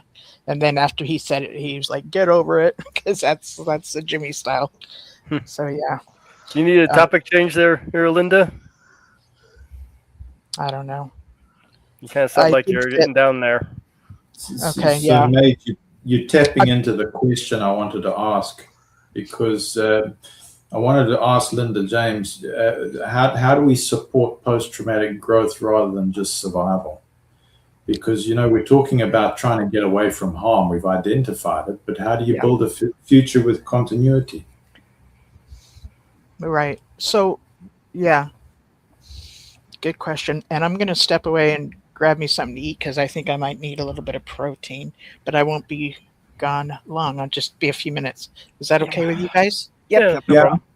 Mage, does that fit in with the direction that you were hoping to spark there? I wasn't really thinking of any particular direction.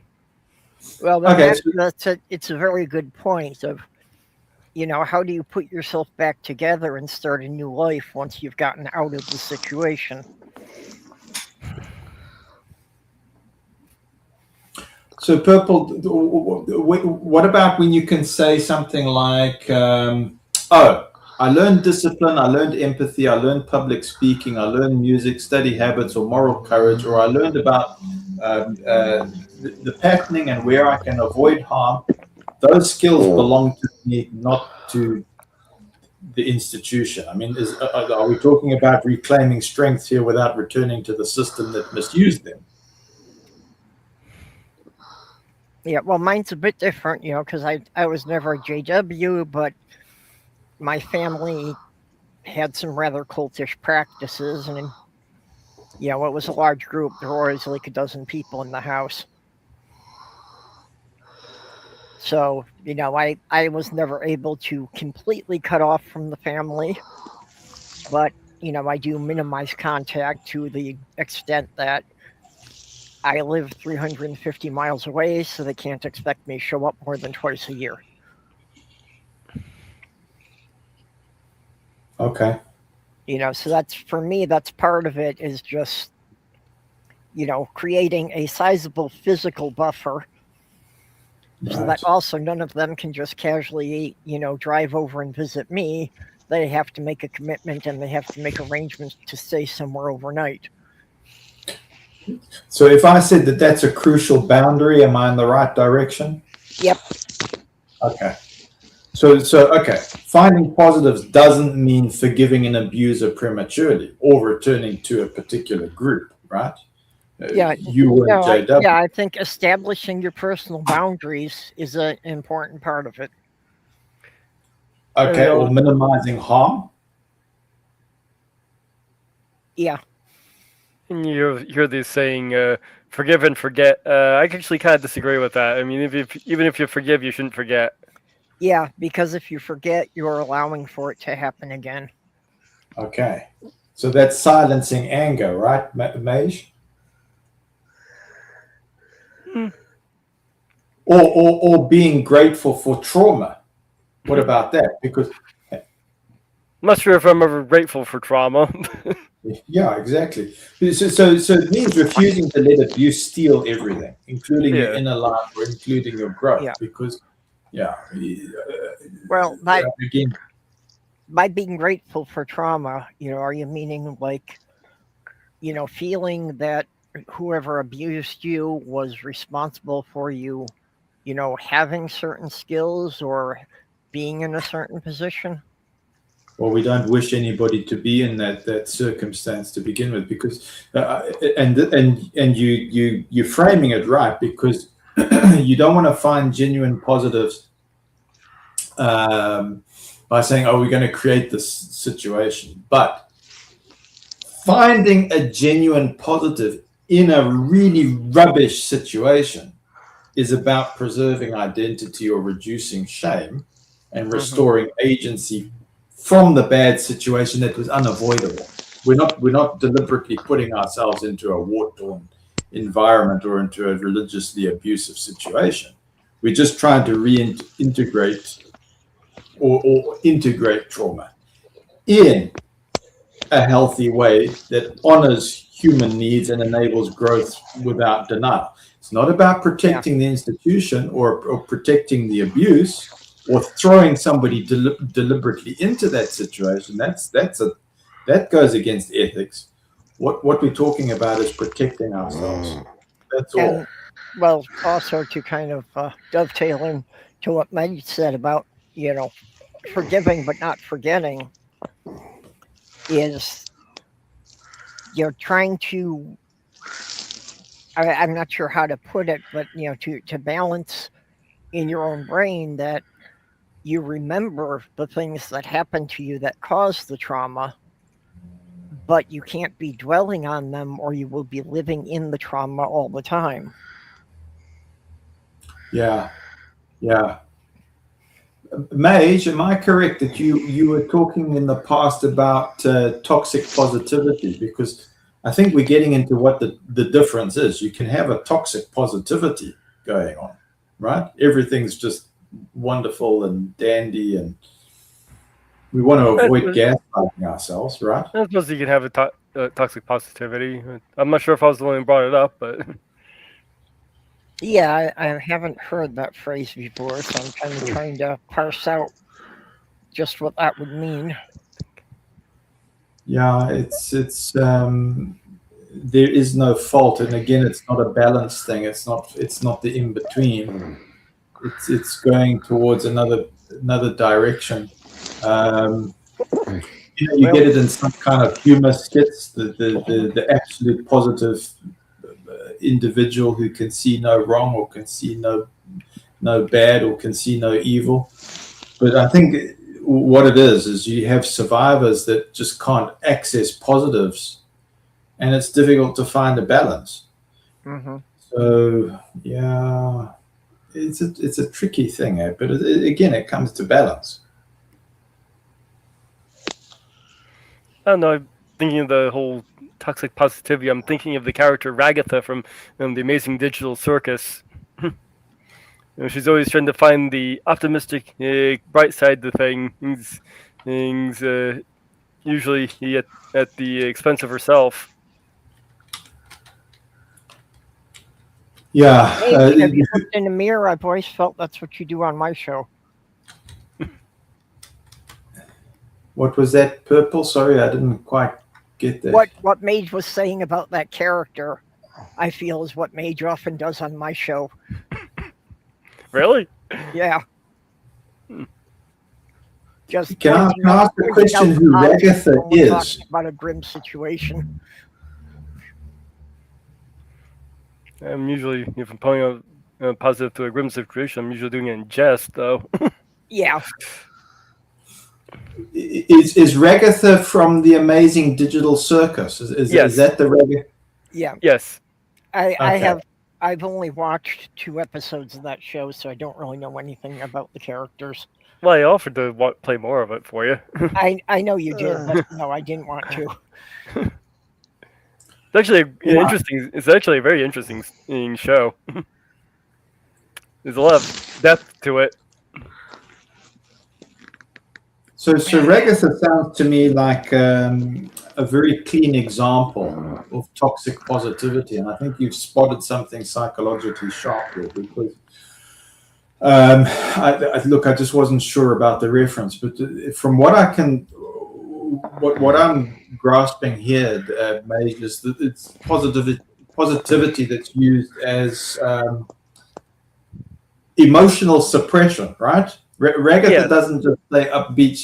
She directs distress into cheerfulness and smooths over pain instead of naming it, and encourages others and herself, interestingly, to be okay before it's okay. And that's the core of the toxic positivity. In other words, your negative feelings are a problem to be managed away. No.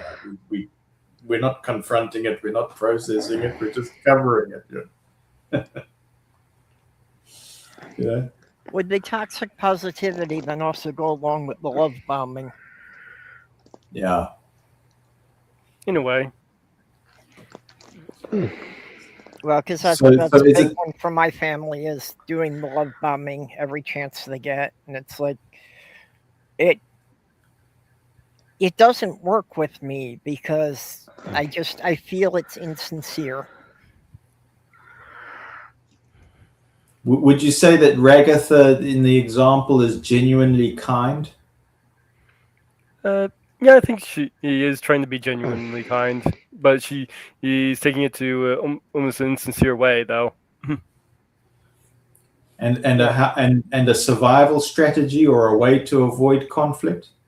Yes, very avoidant in conflict is how she goes about things.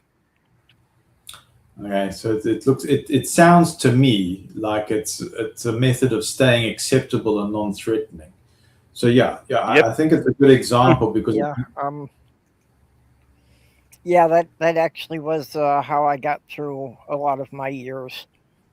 Is just doing anything to avoid conflict. Unfortunately, with multiple people over me, it was difficult to find solutions that would not enrage someone. yeah. When you have 5 bosses who all have different ideas about how the job's supposed to be done, it's very hard to get through that without somebody saying you fucked it up.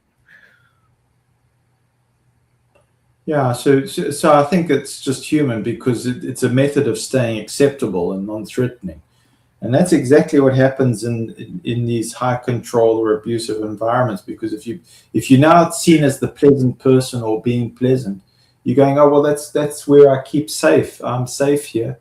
Anger becomes dangerous. I don't subscribe to any anger because anger is just wrong, and sadness is inconvenient. And I think that's why the positivity isn't joy, it's just armor. Mhm.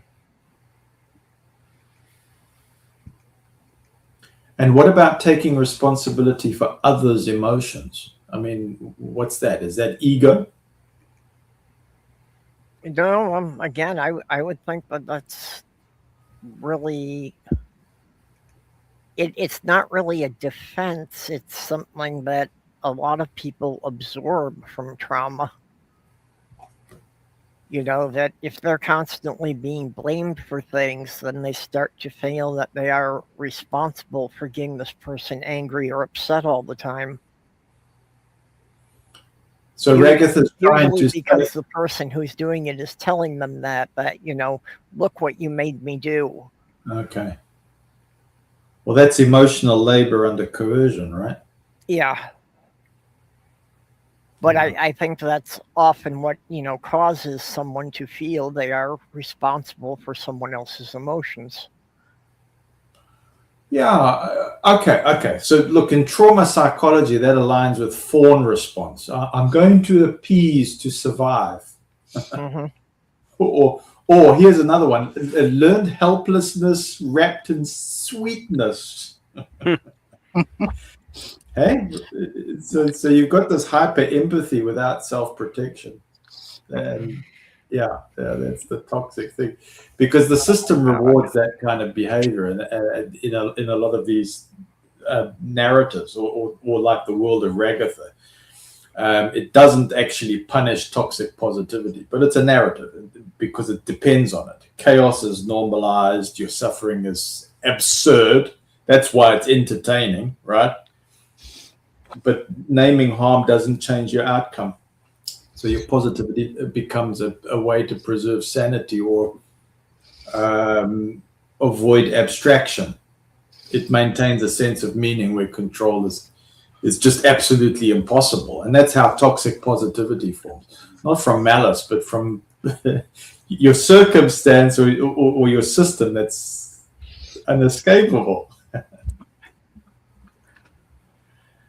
So I think I'd like to say, isn't that why it resonates with people recovering from high control environments? Because you get somebody like Ragatha that Mage mentions, it reflects a similar pattern. If I stay kind, maybe it won't get worse. Or if I don't acknowledge the pain, I can function and hold everybody together. And maybe, just maybe, I'll be allowed to exist. Yeah. So it's done for your own safety. Yeah. Right? Yeah. Well, that's why a high control religion or a high control, even an abuse, you were talking about a family system, right? I'm going to say in an abusive family system, that's especially recognizable. Or for caretaking. caretaking roles under chronic stress because she's not fake happy. She's trauma adapted. That's what's happened. Yeah. And somebody like Ragatha isn't bad. She's just injured. Mm-hmm.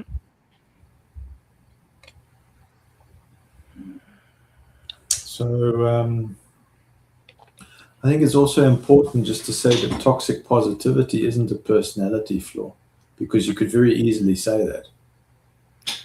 It's actually more of a coping style. Yes. And If it you want- works once. If you want to analyze the psychology of the other characters, it's very interesting as they handle little trauma in different ways. True. So would you say that the character of Ragatha is more tragic or annoying? Which one? I'd say tragic. Yeah. Yeah. Yeah. Because if she embodies toxic positivity because her optimism is functioning to absorb and neutralize pain rather than integrate it, both hers and others. I think that's the short answer, isn't it? So what does a healthy form of hope look like?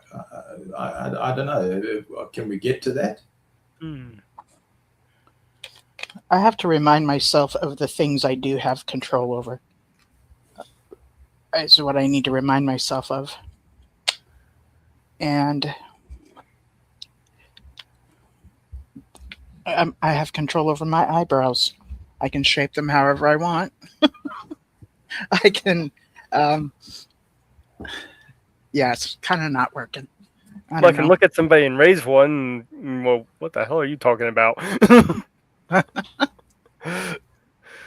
Yeah. They're in Los Angeles too. They were in Montebello yesterday, and I can't help. It's like I need to look away, but I can't look away. I did get into reading the book Angels and Women, and that book is based on another book, which I read first. So I still haven't finished Angels and Women. Angels and Women. And it's the Ciola. book. Yeah, Ciola. I read that one first. Well, I listened to it. And that How's it was going? pretty intriguing. That's a pretty intriguing story. It's kind of like a daughter watching her mother Yeah. be seduced by. It doesn't necessarily call him the devil, but No. it calls him one of the terms used by the devil. So she's watching her mother be manipulated by this person, and that's very hard to watch. And the person that she's being he killed her husband. Yeah, there's that too. From what I understand, Charles Taze Russell read that book and then said for somebody else to adjust it, or maybe he wanted to adjust it, something to the effect, and rewrite it.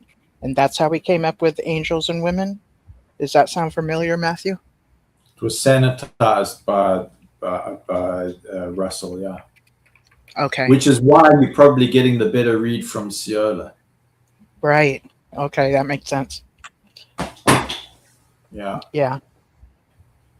Oh, well, that sounds really interesting. I'm glad you're enjoying it, because it gives us an insight into number one, how this thing was structured, and number two, how we get to the present. How we get to the what? Present. Oh, okay. Yeah, it's a key aspect of the development, because it gives you insight into what people were thinking at the time. Where did that thing come from? They say, oh, well, this was done under automatic writing. Well, does automatic writing come from nowhere, or does it come from an inception? Does it come from an inception of an idea? And how is that shaped? Is it shaped environmentally? Is it shaped by good question. consciousness? Yeah. Yeah. Yeah, good question. Okay. How are we doing on time, Linda James? Doing pretty good. It's Cool. We're at the point of 2 hours and 25 minutes, so I'll be closing up within a half an hour. Debbie Moore joined us. Did you know that? No. Hey, Debbie. Yes. Hello. Debbie Moore joined us. If I can read some of the comments, can I do that? Please do. Debbie And- Moore says this is on live now, and Yes, I think it is. yes. And Debbie says thanks. I got distracted by a nurse, and then I spaced this off. But it's really nice to have you in the comments, by the way. Happy Thought says love bombing has no depth to it, and acknowledges your thoughts there. Purple says it's insincere, and when recognized, it brings negativity and distrust. So there you go. Sheila's been listening to you very carefully. And then Dehydrated Nurse says, I'd love to have a conversation about the book of Jasher, Jashar, and Yeah. Enoch. You know what? Dehydrated Nurse, the movie Enoch, the Book of Enoch, is amazing. It has Denzel Washington in it. I recommend that to anybody. Book of Enoch? Yeah. With Denzel Washington. Not sure if I've seen it. It's worth a watch. Definitely worth a watch. And it's one of those kind of, good versus evil movies too, and good wins at the end. That's what I need. I need to see things where good wins at the end. Because I truly believe that love is louder and good wins at the end. And that's where my brain needs to be. I mean, I don't want to be out of reality, but I need to have hope that, like what you brought up, Grey Wolf, that things like this, maybe it was Purple, I'm sorry, guys, things like this will last a certain amount of time, and then it will fizzle out. Which, by the way, that's exactly what my psychiatrist told me. She reminded me of that very thing. We got a good, sincere question from Debbie Moore, who says, Linda, where did you get angels and women? I could make a tactful suggestion that you can look for that on maybe a search engine. I could mention something like Siola, because that was produced by Mrs. Gregory. I'm getting a Book of Eli for Denzel Washington. That's the one. Thank you. Okay. The Book of Eli? Yeah. Okay. Erase, everybody, what he just said. And you can make your suggestions, Matthew, please. Yeah, so Siola, I don't know about copyright, because you're talking about 1818 to 1905. I'm not too sure when that popped up. So I don't know if copyright is there. I think for things like Golden Age and stuff that's 1914, 1915, you probably don't have a copyright. So I suggest perhaps looking on a search engine, and you might find a PDF. They're not hard to come by. And from what I can gather, something like Golden Age, which came out in 1914, I'm open to correction. I don't think there's a copyright. I am reading it from archive.org, as a matter of fact. So it's... Okay. Yeah, archive. I didn't want to say any more because I just don't know. Yeah. And the way things are there now is you'll look up something and then it'll say non-borrowable. You can't borrow it or read it. So So yeah, it's accessible. So we would assume that the copyright doesn't engage, and that seems to make sense. But I'm open to correction. I don't know about that one. So I can send. So Debbie, I'll send you a link, and I'm going to link it in the comments afterwards too. Okay. Very interesting. Yeah, so it was interesting in Seola how those ones that took form were basically farming humans and then teaching them technology. Right. Really, yeah. But then it fits into all of that. It fits into all of those other narratives. Some say, oh, well, it sounds a lot like Scientology. Or what was it that referenced last week, the Alien Interview? It starts fitting that. Yes. You can pick up books like Final War, like Ellen White. Why is that compelling? It's got like a science fiction narrative to it. Now, is there something wrong about that? Is there something wrong about having a metaphorical language or a mythos?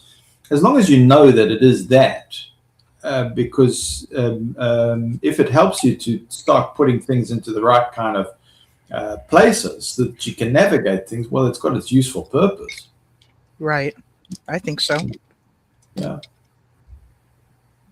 Those things definitely work. They're powerful.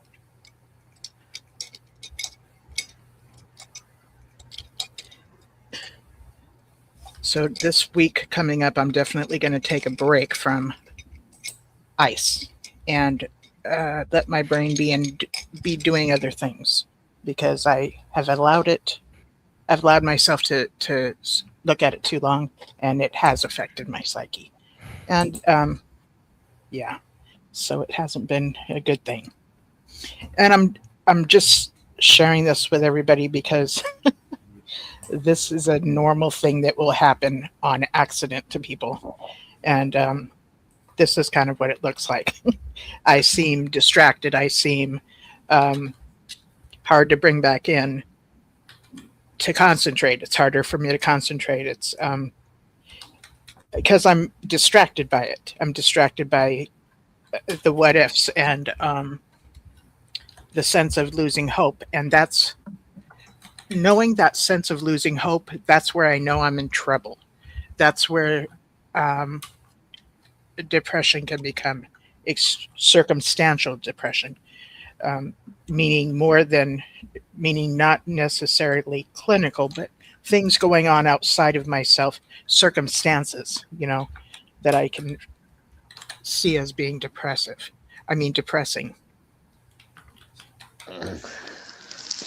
Yeah, because you're seeing abuses, right? Yes, exactly. And I just, again, it's hard to see it and just not care. I don't do that well. I would probably have a better sense of mind if I could, but at the same time, I don't want to lose this either. This sense that I have. Yeah. Linda James, look, it means talking carefully. You got to speak very carefully, very respectfully to that. I want to speak. Okay, let me speak for myself. I want to speak respectfully, because why this happens, if I may suggest this, there's a moral sensitivity that comes back online from coming from an abusive situation, because high control environments often selectively regulate our empathy, right? Yes. So you trained, ignore the abuse inside the group, or you train, condemn or fear harm outside the group. So the moral concern is tightly managed. So when we leave those things, the filter drops.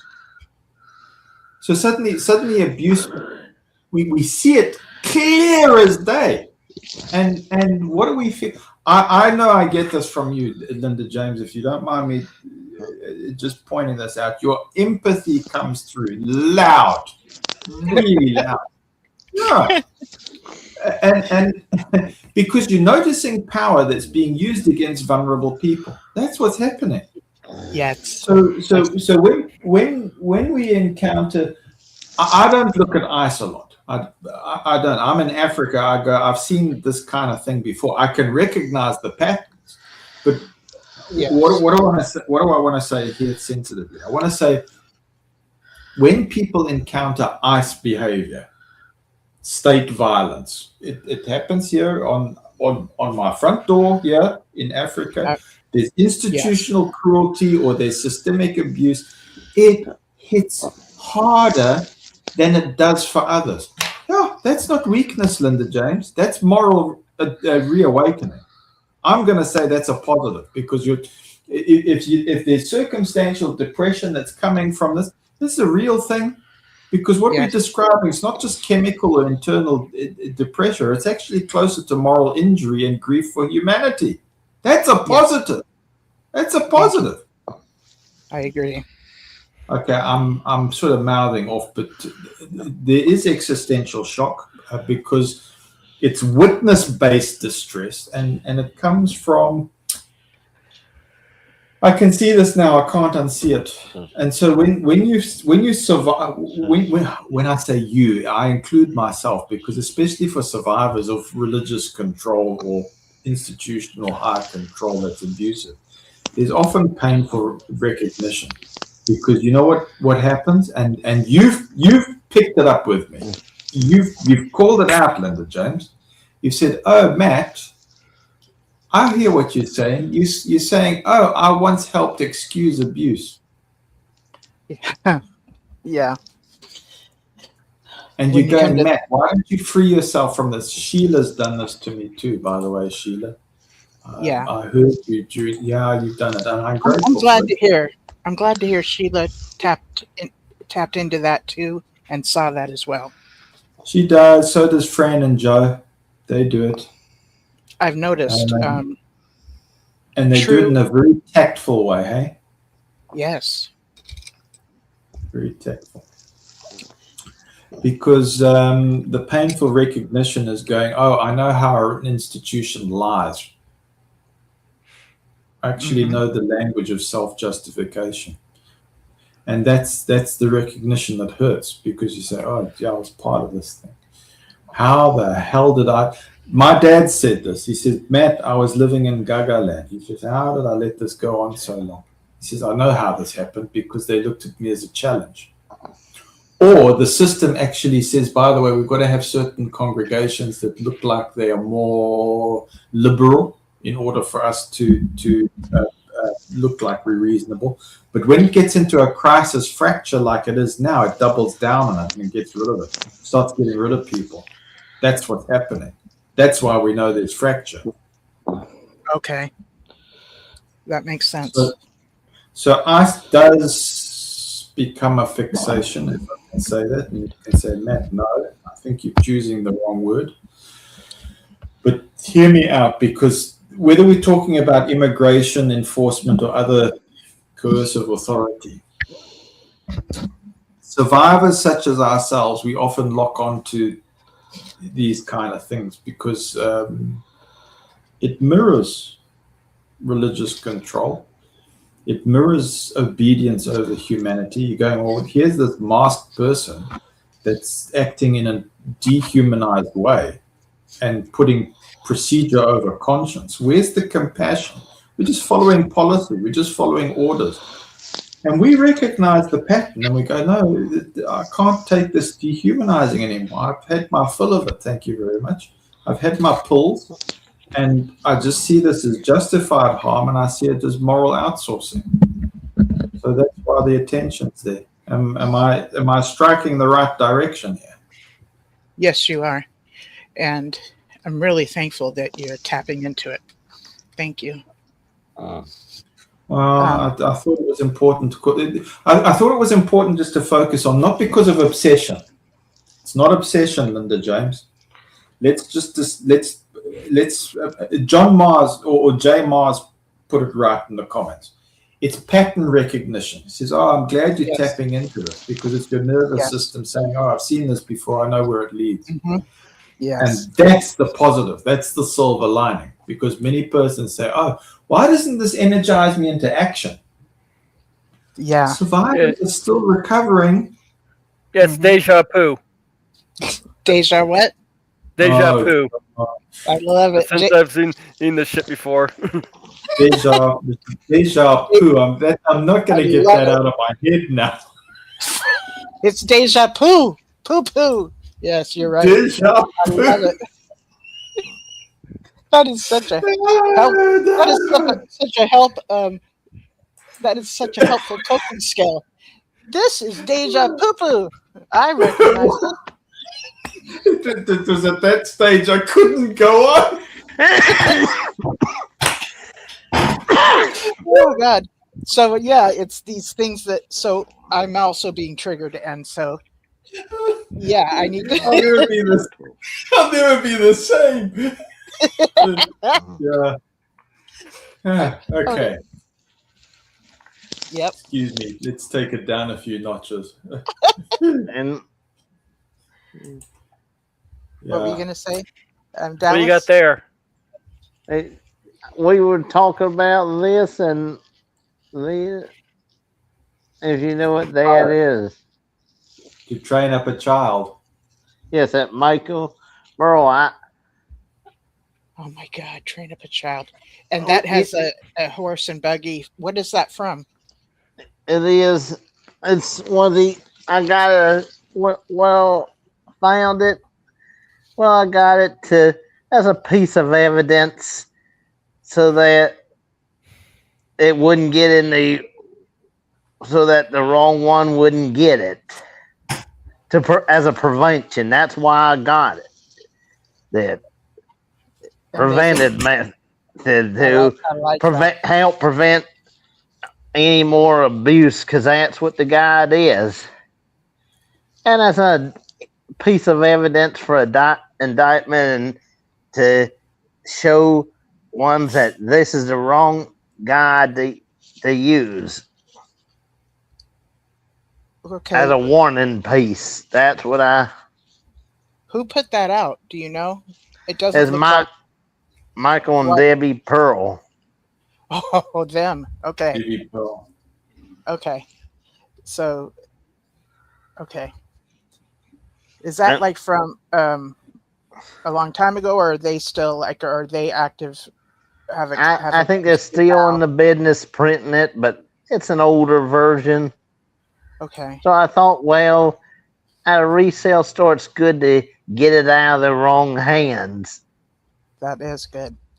That is good. because Yeah. of an incident that happened that caused a death, and it's my way of preventing, and also Right. as a critical piece of evidence if they ever need to make an indictment of an investigation piece. Okay. So I figure, well, and then after it served its purpose as evidence or recycling, if not recycling, as evidence to learn from our past and which one examples not to follow. Yeah, I'm glad you said that, Dallas, because there is a danger. And the danger, even in a program or a channel like this, and I saw it happen in another channel just now, about a day ago, re-traumatizing can happen through overexposure. Yes. And it's a part just to watch very gently and put and I think we can put that to the audience. I don't know, where's our timestamp? 2:44. Yes. Because if you're consuming constant evidence of abuse, guess what it does? Yeah. It, We relive it, which is what we call triggering. It takes us Yeah. back to the times that we were abused. Yeah. Yeah. And so it reactivates the helplessness, and we get the reinforced despair again, the collapse The hope, and helplessness. Okay, there it is. That's Learn what's- helplessness, and I think this guide can even cause ones to even practice and engage in animal abuse as well, which is unacceptable. yeah. I tend to have a little bit different approach of exposure therapy. Yeah. It's actually part of why I go onto the live streams. Oh, So, yeah, I think go ahead and explain that, please. I have the anxiety disorder that actually has me on disability. And one thing that actually helped was exposure therapy. You know, before the pandemic, I was going out. The counselor had me going up to somebody just like at a grocery store and just striking up a conversation. I couldn't do that during the pandemic, so I started going into trying to get onto live streams whenever I had a chance to, see a link to click on. That way you can interact with people. That way I can interact with people. Is that considered kind of like a social anxiety, maybe? Yes, though I Okay. suspect it may actually be a form of PTSD that I'm experiencing due to trauma from when I was in school. Okay. huh. Well, Maze, you had me fooled, eh? Because okay. Well, Yeah, I do mask a lot, by the way, if you haven't noticed. no, I don't notice it actually. That's why I'm really surprised, but you have surprised me, because look, when there's this collapse of hope, right? Yes. Because we get re-traumatized. So especially for people who've already lived under unchangeable authority or punishment without recourse, or there's been silencing of conscience, what happens to the mind? I know what happens with me. I go, oh, it's everywhere. It never ends. I don't see the Right? end of it. Yes, Yeah. exactly. And I'm going to call it for what it is, and you step in and tell me I'm wrong. That's when circumstantial depression deepens. Yes. Right? It's Exactly. depression. Mm-hmm. Yeah. Yes. Okay. So Linda James, what helps? See, I didn't escape a cult to assimilate into society at large and find you go. myself in society at large under a president who I believe has caused much of this, the chaoticness, boom, boom, just so many things that I see as the techniques and tactics of an abusive partner, an abusive cult, an abusive family. I don't know what's going to happen next, ever, with Trump. Ever. Like, I don't have a sense of peace. Yeah. And that's by design. Okay. And to have no power over it takes me back. Wow. Well, Takes me I'm going to back. be naughty now. I'm going to be naughty. Are you ready for this? This is what to not do. Okay. Okay. This is Linda James. I'm like, stop, what's the trick just question? stop watching the news. For heaven's sake, will you stop? That's a wrong. You're laughing Wrong because approach. you know. Yeah. Yeah, Here's another one. Are you ready for this one? sure. Let me just emphasize what not to do. Linda James, you know what? Let's all put hands together and sing Kumbaya and be grateful. Well, I'd say that. Eh? Well, we just say Hasadinga Imaway. Yeah. Just remember to be grateful. Oh, here it is. Number 3. Don't think about it. That's the best. Right there. Yeah, Stop thinking- that's where you're going wrong. Get Linda over James. You're just thinking about it. Stop thinking about it. Get Okay. over it. Yes. Yeah. Yeah. So what's the healthy thing to do? What's the healthy thing? You already know. Containment. You choose. You said it. You said, "Oh, I'm giving space for this." I stopped there. So it's a containment. You're choosing when and how much you engage, because you're saying, And "Oh, I realizing feel I took it took in too much this last week. Yeah. I'm realizing Mm. that. So yeah. And then Or- reminding myself of the things I have control over, which I have control over Yeah. the shape of my eyebrows. So yeah. I find Mage. meditation helps. So you've got your channel on music, Mage, right? Well, You've got your music channel. wasn't exactly intended to be a music channel. It was more of intended to be a catch-all pop culture channel. Okay, correct me if I'm wrong, but you've turned outrage into meaning. You've turned it into writing or art or dialogue. hmm Oh yeah, there's a lot of that in the story I'm writing right now. And it involves the main antagonist is going around stealing women and girls off out of the village. He's running and raping them. Then Okay. most of them are going into slavery. Okay. All right. I'm gonna put you on the spot a little bit, and you can just go. I'm not going to answer this, but Mage, when you came and you joined a channel like this, would you say that it's selective agency? You're helping one thing. You come and you say, "Oh, I'm going to help Matt, or I'm going to help Linda James, or I'm going to help one thing today instead of trying to hold the world." Yeah, I guess I do think everybody just doing one little thing does make waves. Yeah, yeah.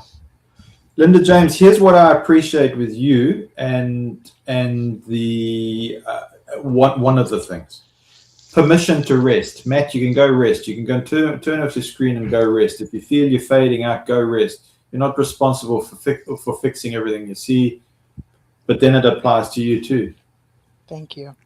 I'm going to go and eat something. I'm turning off. Mage, go and tell us about your book. Yeah. Yeah, the book.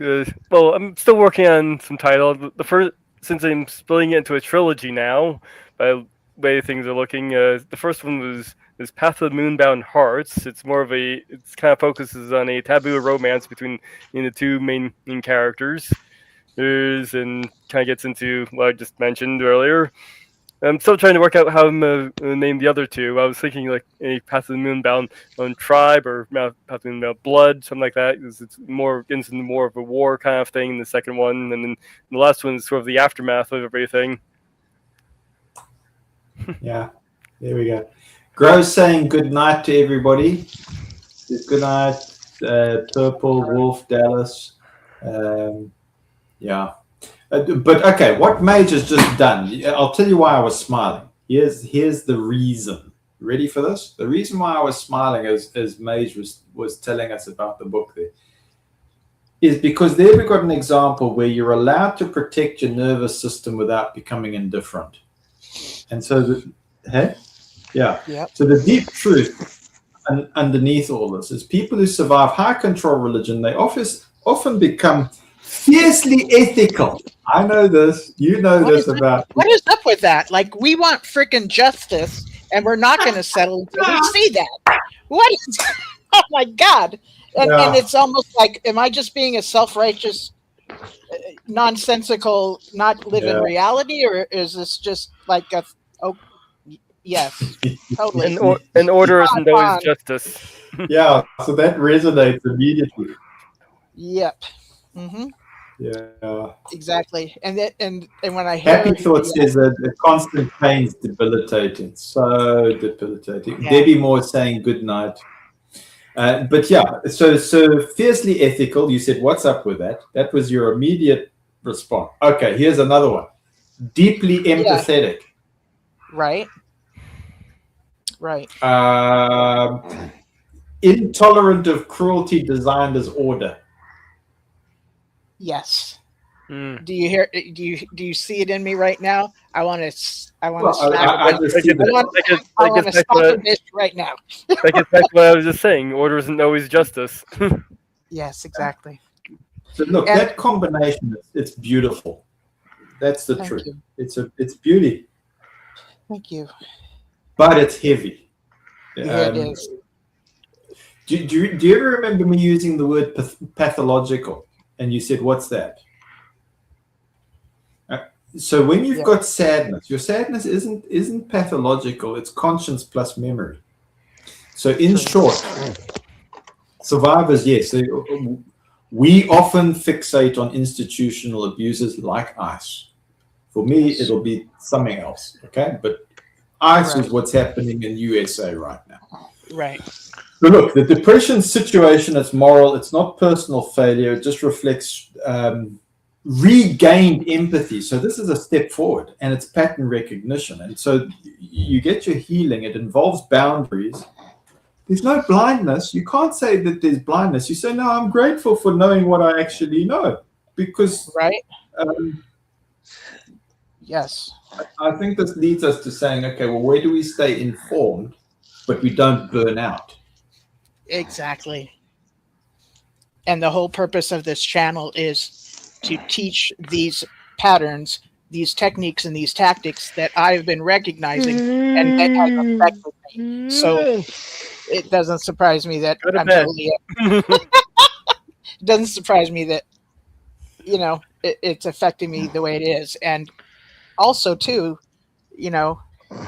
I'm wanting to say this and admit this because other people that listen to it will be like, when they go through it, or if they have gone through it, to understand that's also part of this healing journey. We will have times like this.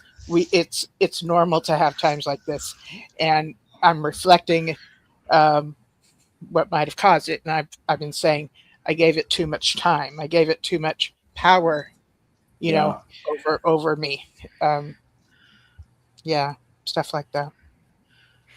Okay, Sheila has said it. Sheila, I'm going to call it out, eh? So, and I'll tell you why. Because Sheila, I appreciate what you say. Happy Thoughts says we can abuse ourselves without realizing it if we stay in a negative state surrounding ourselves with negative energy. Why? Because that sustains the negative entities, or the egregores, or the tulpas, or whatever you want to call them. Yeah. That's what it does. So that's how you stay informed without burning out. That's an important one. A channel like this is channeling our awareness into something that's sustainable. Maze writes a book. I write a piece of music. You sing. Dallas, he cooks a great meal. So it's now putting that awareness into something that's sustaining. And also, how do you tell the difference between healthy grief and re-traumatization? There's a distinction there. Good question. Yeah. Or you can say, how does this, Linda James, how does this connect to religious trauma recovery? I'd like to believe that we're seeing very, very clearly. But now, here's a task, and I don't have the answer to it specifically. I don't have the answer. I'm still learning. I go, how do I now learn to see without breaking myself? To see without breaking what? Yeah, without breaking myself, without going to an excess. Yes, that's something I'm realizing that I need to balance better this coming up week. Yes, so that's Sheila's advice. Sheila's told me. She's told me, hey, Matt. Sheila's like this amazing person of wisdom all the time. All the time. Thank you, Sheila. Thank you. So many of the people that come around here really are, I'll see things in the chat, and the way that people are supportive to one another here in the chat, and whoever joins us, really positive people, I've noticed that. And I just think that's so, I'm very thankful for that. And then there's me. And then there's you. Yep. There actually is a reason why I'm self-deprecating in that way. Why? Because in the back of my mind, I actually am telling myself I'm not good enough. Oh, yeah. It's not something I can control, but I know logically that's not true. But and still I'm getting that constant, pecking at the back of my head. I hear you. Yeah. So I bring it out in jest that way. Okay. Okay? I know exactly what you're talking about. Yeah.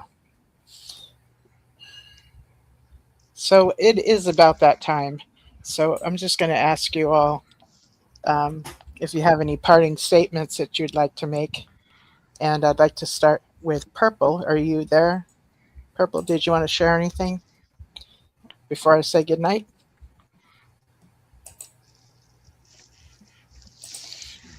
So I'm going to go to Dallas.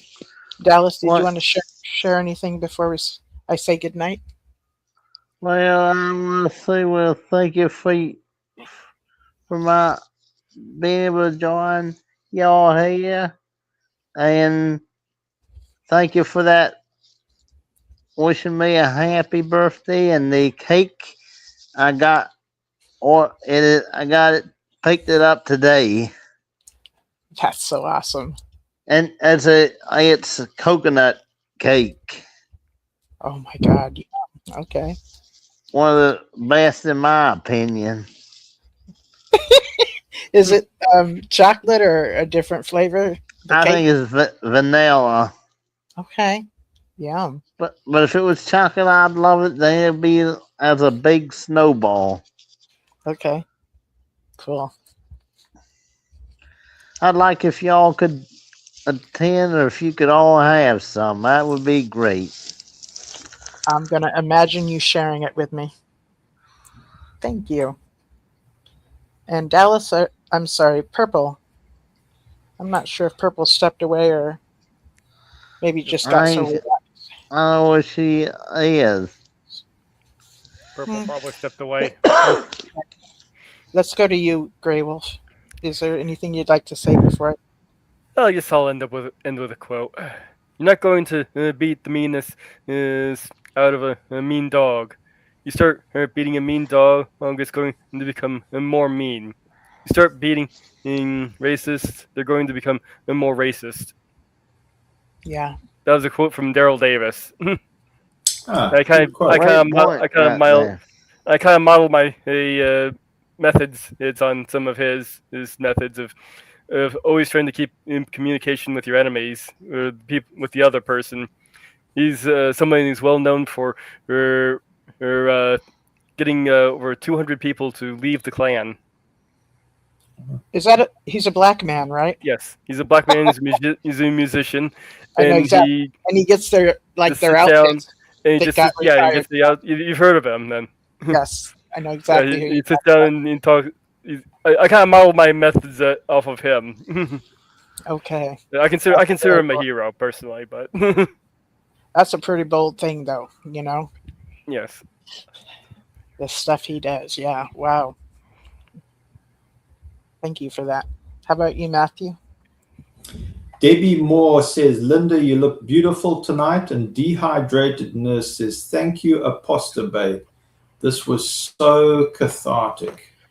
So my comments, if I can add to that, is this. I want to say thank you. Thank you genuinely. Thank you to our host, Linda James, for the grace, care, and steadiness that you bring to holding space for this. You allow others to come in. You encourage it. You don't dominate it.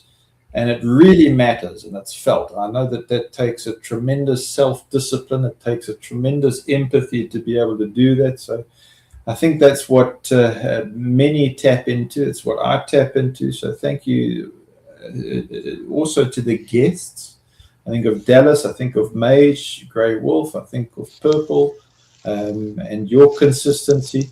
And also the insight and the willingness to speak from lived experiences. I see it in the comments. I see that everybody who joins us live in those comments, the reflections, it's not background noise. It's just not. It's part of the conversation.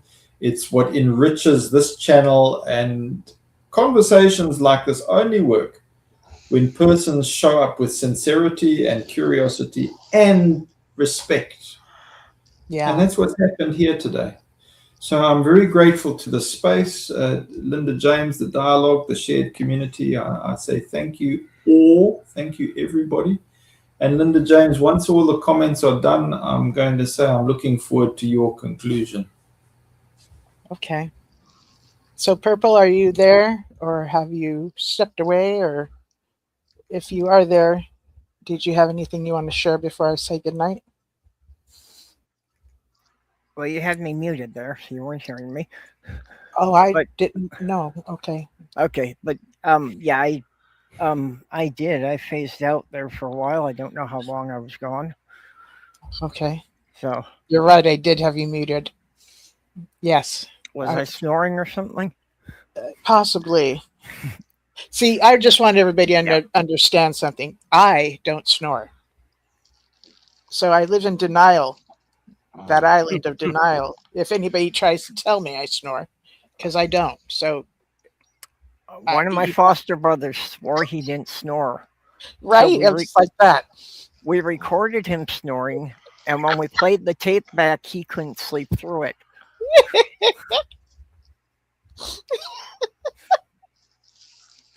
Oh, God. He could not sleep through it. Okay. Yeah, but I think Matthew summed things up here very well. You know, it's just, you know, it's good to have this space where we can all share our experiences and, you know, learn from each other and keep up with what's going on, and, you know, at the same time have a safe, sheltered space. So appreciate you for doing that. I'm thankful that I'm thankful for what you share too. I appreciate that. That's cool. This is just confirmation that me admitting what I have admitted tonight, and being vulnerable, the way you guys have stepped up and just really supported me tonight. I really appreciate that. It actually means so much to me. And to be able to say, I'm struggling tonight, I need your help, and watched you guys all just step up and go, you know, just be your gifts. And I really appreciate that. The comments here, I dig this audience. You guys are amazing. I will be back next weekend, and I tell you this every single weekend, but this is truly a highlight of my week. And I appreciate everyone that has shown up in the show and in the comments, and those that are going to listen later. I appreciate you as well. So if you have found any benefit from the show tonight, please like it and share it. And I will catch you guys next week. Bye-bye all. Later. Night, y'all. Take care. Good night.